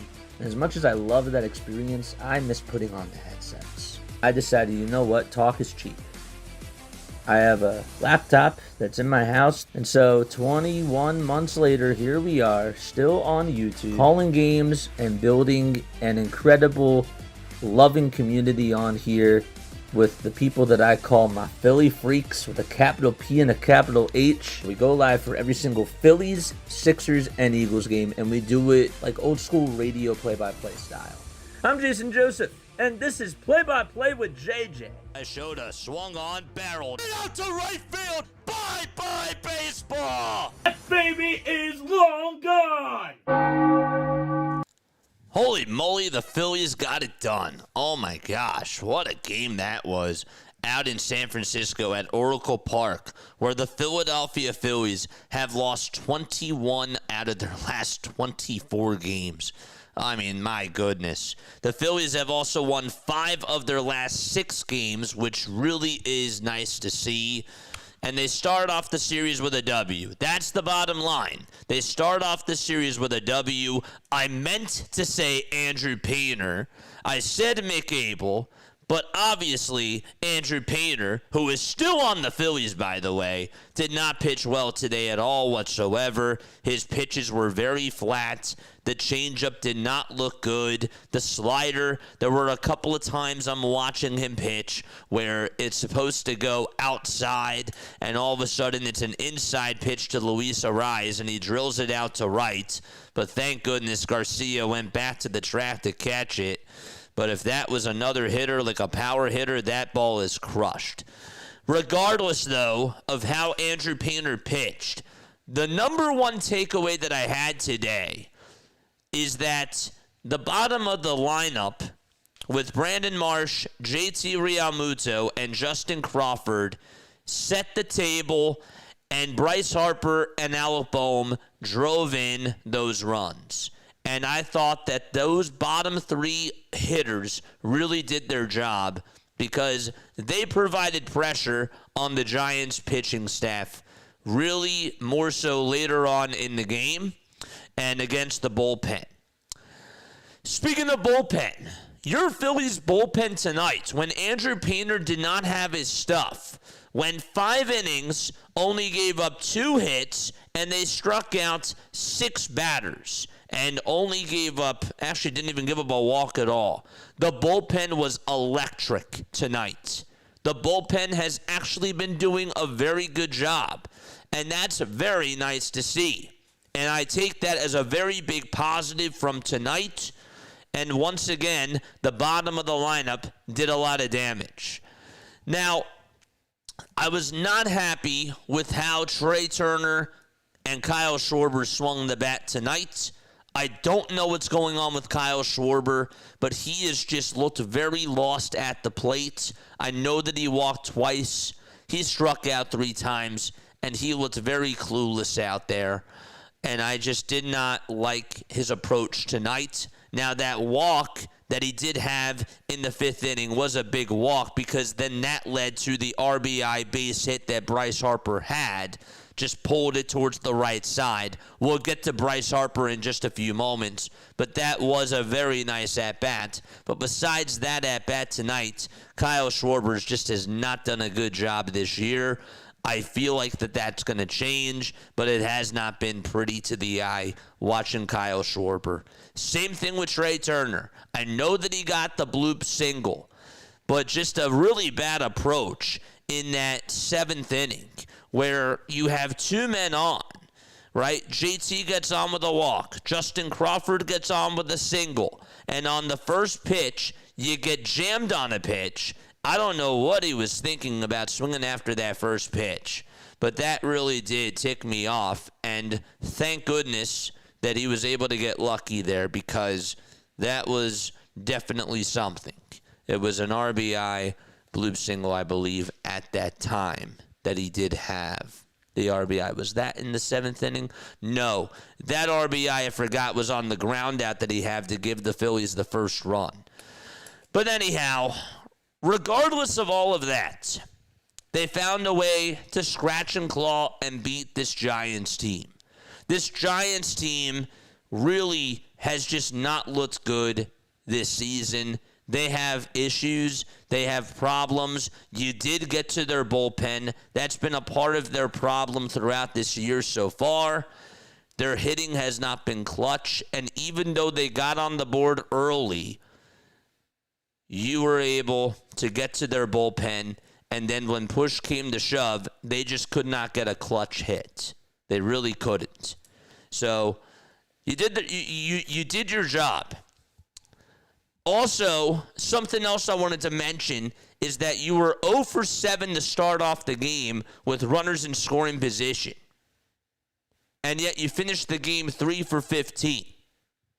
Now, 3 for your last 8 is not necessarily great, but the fact that you had 15 opportunities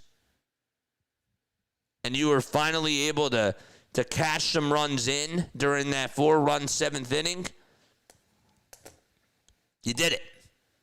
You did it. But that's a lot of opportunities. Things have to be cleaned up. But I also understand, too, that this is a part of baseball. You're not going to be perfect. You're going to go through peaks and valleys, ups and downs. Not everything is going to be sexy to the eye. But I thought that overall, the Phillies showed up when they had to, and they beat a team that they were supposed to beat. They were supposed to win this game. It wasn't how I imagined and how I drew up that they were going to win this game, but they did it. And I was happy about that. Trey Turner also, I do want to say, made a really nice defensive play. I don't want that to go unnoticed because that play saves a run. Luis Ariz hits a bullet over to short, and Trey Turner dives for it, gets it into the glove, snaps on up, checks the runner at third, and then throws it over to first to get, that was Devers, Rafael Devers out. That was a huge play because at the time when Rafael Devers was up, that was in the 5th inning, I want to say. Let me go back to the play-by-play. That was in the, not the 5th inning. That must have been in the 3rd inning when there was that ground ball. Regardless, though, yes, it was the 3rd inning because at the time it was a 2-0 game. Now I know that Ramos did single on the very next play and he blooped it out to center, but Devers gets on there. And there's 2 runners on at the time, right? You got an extra out. Devers gets on. That changes things because then you got to get another out. So I thought that play was a big difference, and that actually did sort of add up to what ended up coming back to bite the Giants in the butt. And that was a really big play. Not a lot of people are going to remember that, but that's something that does stick in the back of my mind because I thought that was a really nice defensive play. Garcia also made a really nice catch, too. I thought that your defense did a really good job tonight. I know that Trey also did have the error when he made the bad throw over to first and it drew Harper off the bag, but I thought that he made up for it on that diving play. That was one of the best defensive plays I've seen from Trey this year. The other thing I wanted to talk about, too, is Bryce Harper. Yes. Let's give Bryce Harper his flowers tonight because he came through when he had to. He was clutch, and he put the ball in play and put the ball in the right spots. I also thought that Alec Boehm just did a great job using the opposite field, along with Bryce Harper. Harper had that double down the third base line in the first inning, which was, again, nice to see. When he's going the opposite way, somebody said it in the chat, when Harper's going the opposite way, that usually means that good things are happening. Same thing with Alec Bohm, I would argue. I thought that he went the opposite way a couple of times tonight, and that was nice. If this guy is just going to drive in runs, if he's going to drive in 95, I could care less if he has 15 home runs. If he's driving in runs, if he's reeling in guys, that is 1,000% fine with me. Sign it on the dotted line. I am okay with Alec Bohm in the cleanup spot if that's what he's going to do. And tonight he did. He gave you the lead. He had a really nice hit down that first base line and used the opposite way, and give him credit where credit is due. Bryce Harper was also very aggressive on the bases. I thought that when he was going to come on in to score and score from that Marsh sacrifice fly, I knew that he was going to be aggressive there. He beat out the throw by Ramos, and it was a really nice play. On the flip side, okay, if we're going to call that a nice play, I also was happy that he did steal second base. I know that he got caught stealing when they were up 6-4 in that 8th inning. I thought that that was a fine move. I know that it ended the inning. I know that he was out. It was a great throw by Bailey. It was a good swipe by Willy Adames. I'm fine with him running there. I thought that that was the right move, and I thought that he was aggressive there, and I'm okay with that in that moment in time. When he's reckless, that's when I'm not okay with it. If they were down by 2 and he was doing that, no, I'm not okay with it in that situation. But just to try to get an extra insurance run, I thought that the scenario was fine. A good throw beat him, and that's that. He also was aggressive when he extended that one single into a double, and that ended up working out for Bryce as well. We've seen him a lot of times throughout his career where he can be very reckless on the bases, but I thought tonight that he was aggressive. I didn't think he was reckless. I thought that he was aggressive tonight. There's a big difference, and I wanted to make sure that I put that out there. What else did I want to say about this game? Talked a little bit about Bryce Harper. I talked a little bit about Brandon Marsh in the bottom of the order. Can we just praise Justin Crawford for a second? This guy is such a professional hitter, and he's a rookie. This guy's down in the count 0-2 in the 7th inning. Or what was it, the 8th inning? When was he up? I believe maybe it was... Yes, it was the 7th inning. It was the start off the 7th inning. He's down in the count 0-2, fouls off a fastball, gets a changeup, takes advantage of it, out over towards the middle of the plate, and just slaps it out to right field. That was a really good hit. He got it right through the 4-3 hole and was able to get on, and he started that rally in the 7th inning. Really good base running as well. I thought that he was great, and I've been very, very impressed with Justin Crawford. And the more I watch him right now, the more I question, why was he not called up last year? I do question that. I do. The more I watch him, defensively and offensively, I continue to ask myself, why did they not let him at least come up last year? What was the problem? Why didn't they do it? They could have really used Justin Crawford. They really could have. Come August, even September, I think that he would have given them a little bit of a spark. And I'm not telling you that he would have won. He would have helped us beat the Dodgers. Hindsight is 20/20, but I feel like he would have been ready. He's hitting lefties very well.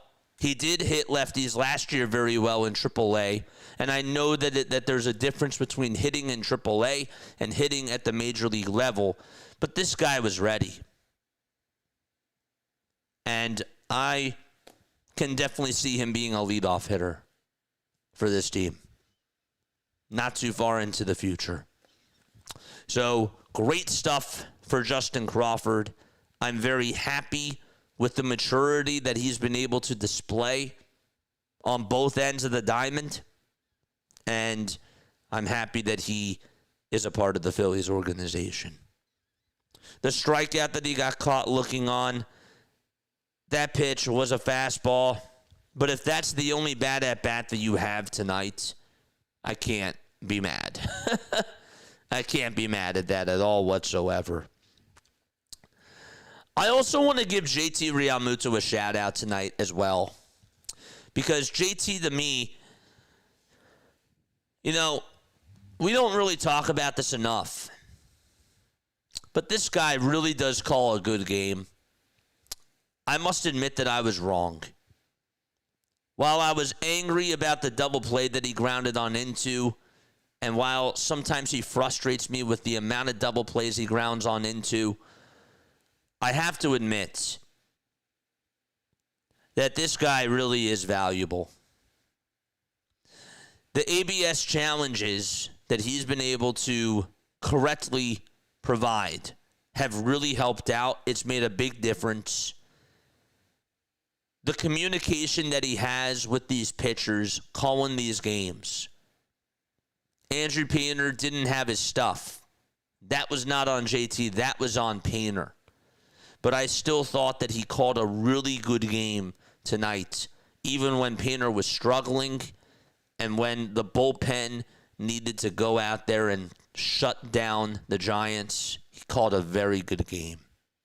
And he also had some very professional at-bats tonight as well.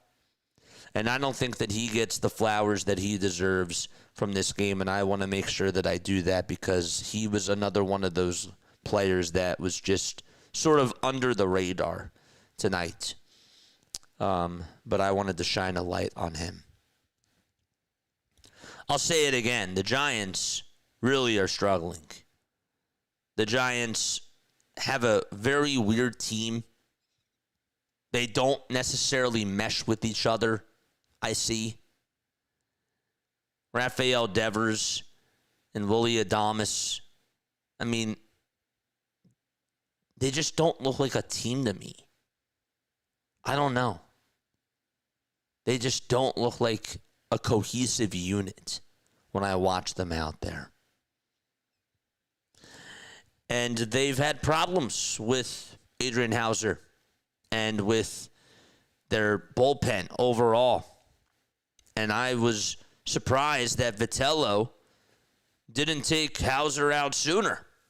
Because when he was starting to give up some base runners in the 6th inning and in the 7th inning to be exact, really in the 7th, he was left out there for quite some time. And I don't think that they were ready to go to their bullpen. And then they decided to go to Baruki. And this guy is just, he can't find the zone. He's having an issue with that.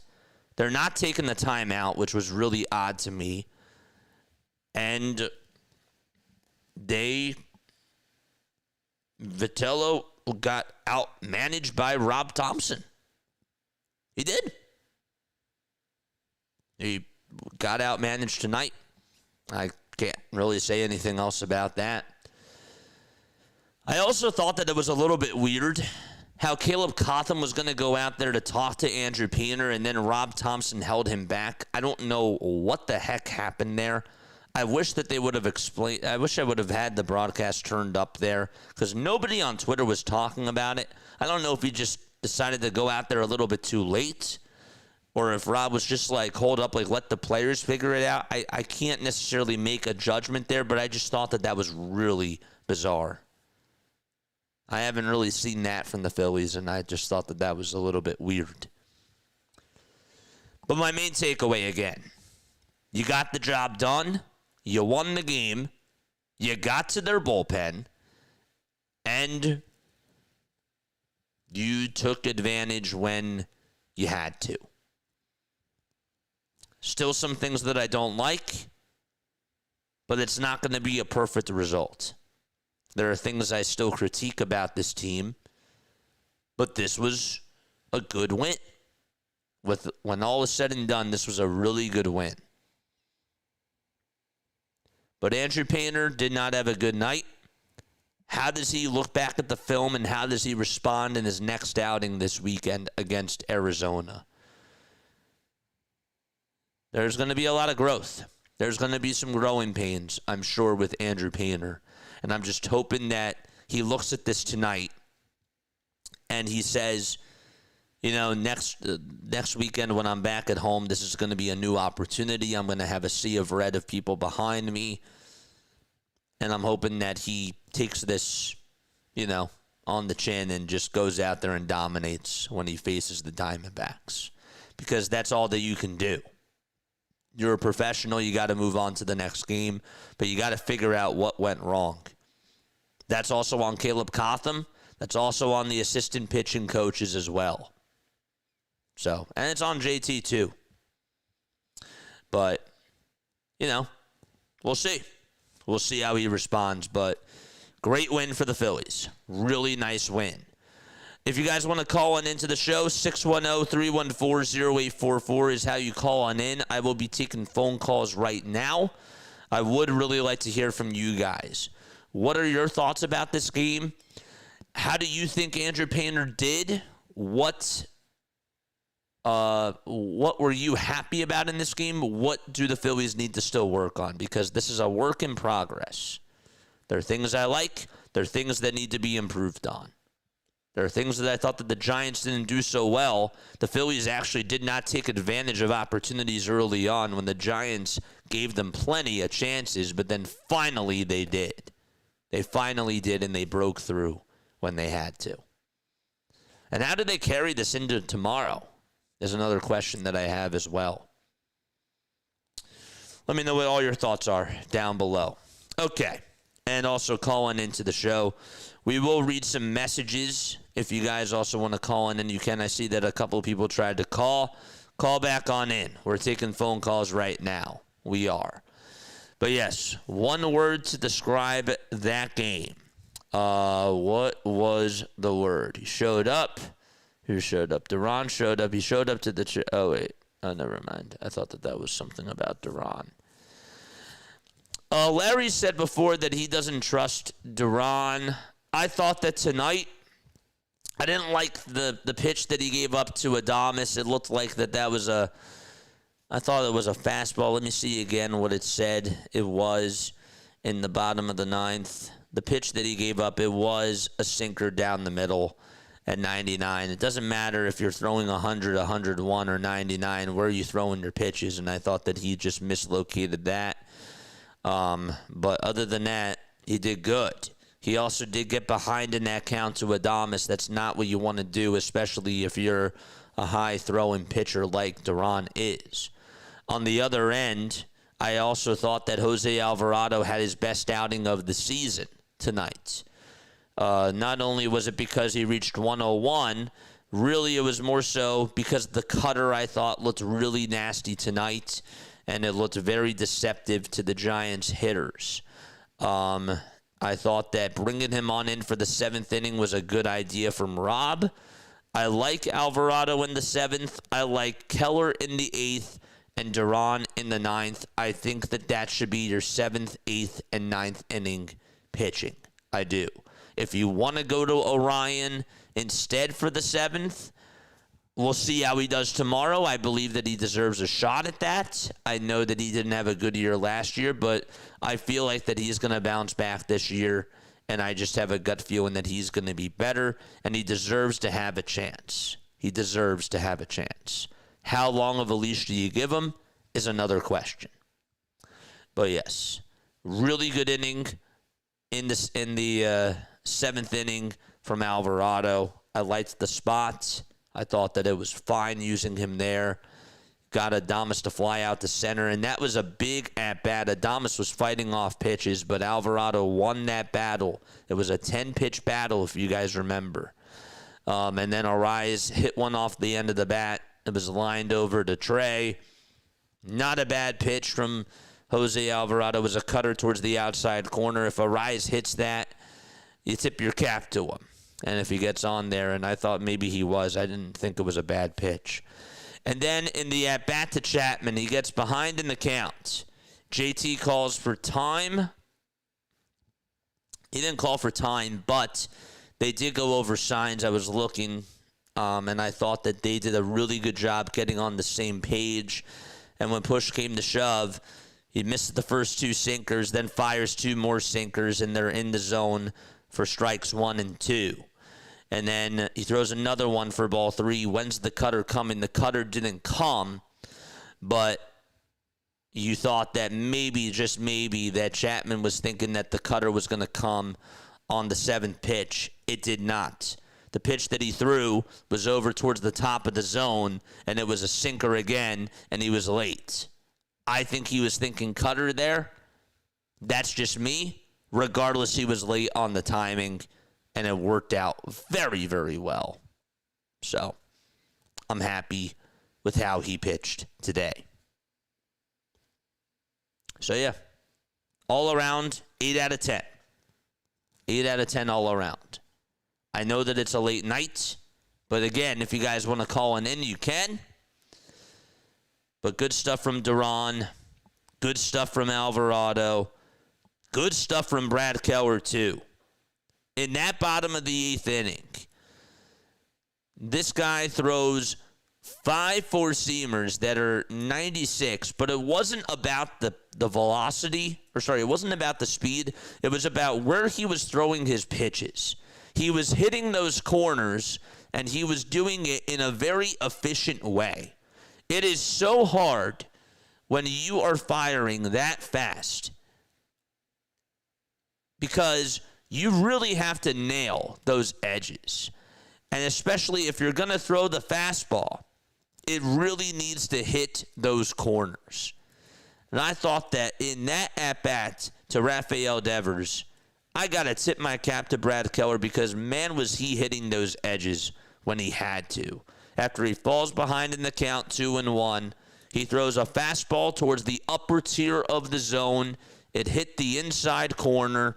And then he throws another fastball to get him caught looking at a pitch that's at the knees towards the inside corner. And it was a really good pitch. I think that Devers thought that it was going to go inside, but it was framed very well by JT, and it was on the money from Brad Keller. A lot of those types of pitches. And then in the next at-bat, you saw more change-ups, you saw more sweepers, you saw other pitches too that he was able to just mix on in, and it all blended very, very well tonight. So we don't really dissect a lot of pitching on here enough, in my opinion, but I was very, very pleased with the bullpen, and I just wanted to sort of give more analysis to each of those individuals because what makes the Phillies, I think, an interesting team is that their pitching, I think, is really good. Their bullpen can be either really shaky or it could also be very on, and they could be one of the best bullpens in baseball. That is the most bizarre thing about this Phillies bullpen. But their starting pitching, I trust in them very, very much, especially when Zach Wheeler comes back. But you needed your bullpen today. I don't usually like it when the Phillies starters only go 3 to 4 innings because I always scratch my head and I question, do I trust this bullpen enough to get the job done? And tonight, the answer was yes. They did really well. They've been doing very well over 5 of their last 6 games, and part of the reason why they've had the success is because of their bullpen. But then you think about their opponents. It's the Nationals. It's the Rockies. It's the Giants. They're still getting it done. We'll see eventually how they do against the Dodgers. We'll see eventually how they do against teams like the San Diego Padres and the New York Yankees and the Atlanta Braves and the New York Mets. Those games are going to come, and we have those games penciled in our books. But for now, you can't be mad about how the bullpen is because they are doing very well. Let's read some chats before we end up signing off here. What else do we got? Beautiful comeback. Yeah, it was a great comeback. Poor start for Painter. I just can't believe that he got run support. And I can't believe that he didn't get the loss. Who got the win tonight, chat? Let's look at that right now. Jonathan Bolin gets the win. He's 1-0. Ryan Baruki gets the loss. He's 0-1. And Duran is now 4 for 4 in save opportunities. I wish we still had Abel. Yeah. Well. Anyhow. Great stuff. Without Cassidy, our defense has actually been really good this year. Our real, what does it say? Our real problem is below average hitting, particularly by the heart of our lineup. Well, I would argue that your heart of the lineup did their job if you're looking at it from Bryce Harper and Alec Boehm's perspective. If you're saying that the top of the order didn't do their job, I would agree with that. But also, like Trey Turner, Kyle Schwarber, they're better than this. They are. And that doesn't make me happy. But then it also, here's the other thing too about this, chat. If JT, Brandon Marsh, I have to say Brandon Marsh now. Somebody was saying in the chat, they said that, Brandon Marsh is starting to hit. I said, I'm not really impressed. I kind of have to take back what I said a little bit because I thought a little bit more about it, and it's not even just from tonight's game. I really have to say, he's been playing better. Overall, he's been playing better, and good for him. I want him to continue to get better. Whether it's right or wrong, they're banking on him to get better. But listen to this philosophy here. Brandon Marsh, JT Realmuto, Justin Crawford, right? They're hot now. Bryce Harper and Alec Boehm start to get hot. Trey Turner and Kyle Schwarber are cold. But as Brandon Marsh and JT get cold, Trey Turner and Kyle Schwarber then get red hot. Are you feeling different, is my question to you about the lineup. I feel like that the answer could be yes or no. I don't think that that's good enough because, again, Trey Turner and Kyle Schwarber are getting paid millions of dollars. I look at it from that perspective, and I say to myself, well, it's unacceptable when you're going 3 for your last 30. Or if you're striking out 3 times a game if you're Kyle Schwarber right now. That's not acceptable. But I also understand, too, and I look at it the other way, hitters obviously go through slumps. They go through peaks and valleys. And you kind of have to be a little bit patient at the same time. I look at it that way, too. I talked out of both sides of my mouth right there because I understand both perspectives. I do. But I do feel like overall, Kyle Schwarber and Trey Turner have to figure it out. And that's where I stand. Only Rob would keep the hottest hitter on the team hitting ninth. Oh, man. That's funny. It's Game 10. Only 4 of our 1 through 9 regulars are hitting 250 or higher. We will not be able to compete with good teams like this, says Sonic. But also, you say that this is Game 10. We have played 1/12 of the season. Officially. We played 1/12 of our season. So just put that in perspective, too. It's just Game 10. Maybe in the next 12th, they do better. Maybe in the following 12th after that, they don't do as well. I don't know. I was not happy that they ran it back, and I know that that's why people are frustrated about this team and where they stand, because it's been since 2022, and they've been going backwards every single year. I understand that. But I also know, again, that it's a long season. and anything can happen in the season. It is frustrating when you see the same results, though, every single year, and I feel like that's a valid argument. But also, again, it's a long year. There's plenty of baseball left to go. We know that Kyle Schwarber is not going to hit like this forever. We also know that Kyle Schwarber, when he's batting .800 and he's hitting 3 home runs in his last 5 at-bats, that's not sustainable either.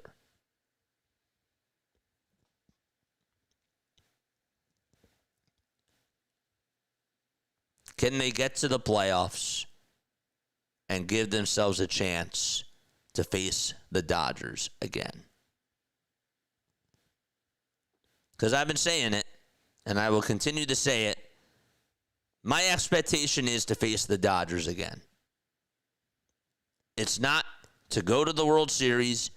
It's not to advance to the next round. I just want to play the Dodgers again. Whatever it takes to play those Dodgers again, because you're going to have to go through them. That's my expectation for this team. Rob Thompson said that after the game. This was from Nathan Ackerman.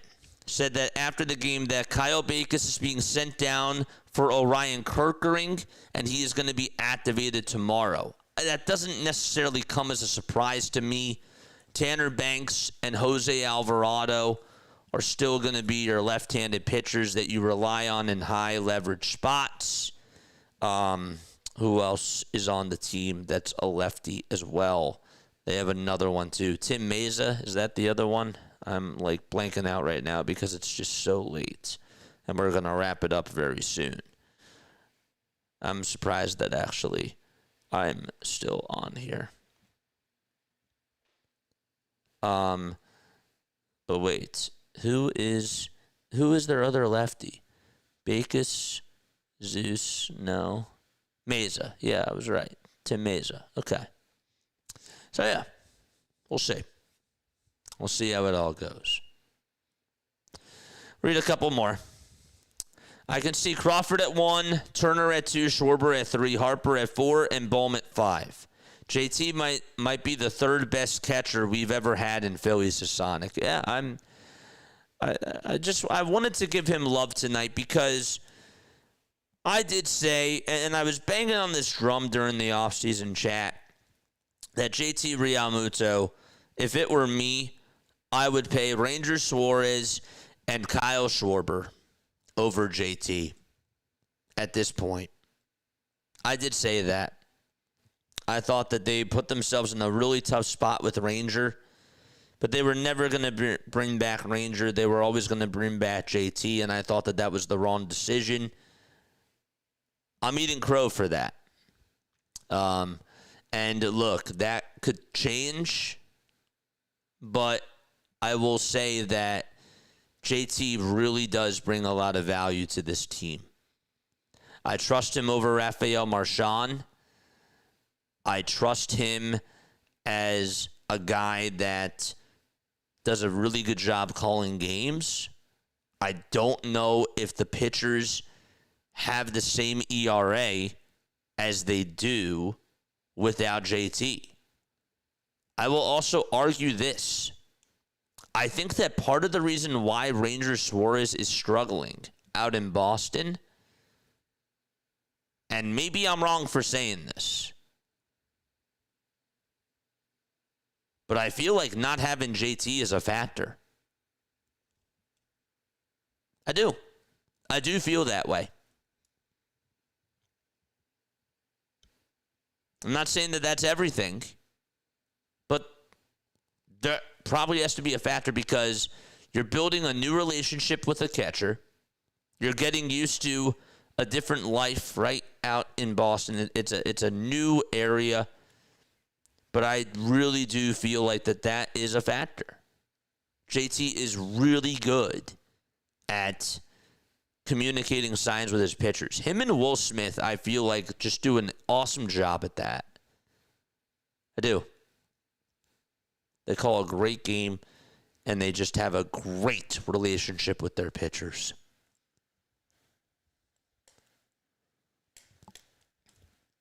But they also brought back JT because they thought that they were going to get Bo Bichette, and it didn't work out, and maybe it's working out that way. So, all right. I love you all very much. I'm going to wrap it up, and I will catch you all tomorrow. All right, so how tomorrow's schedule goes. We'll be on at 1 o'clock. We have 12 hours. 1:10 is going to be our next game.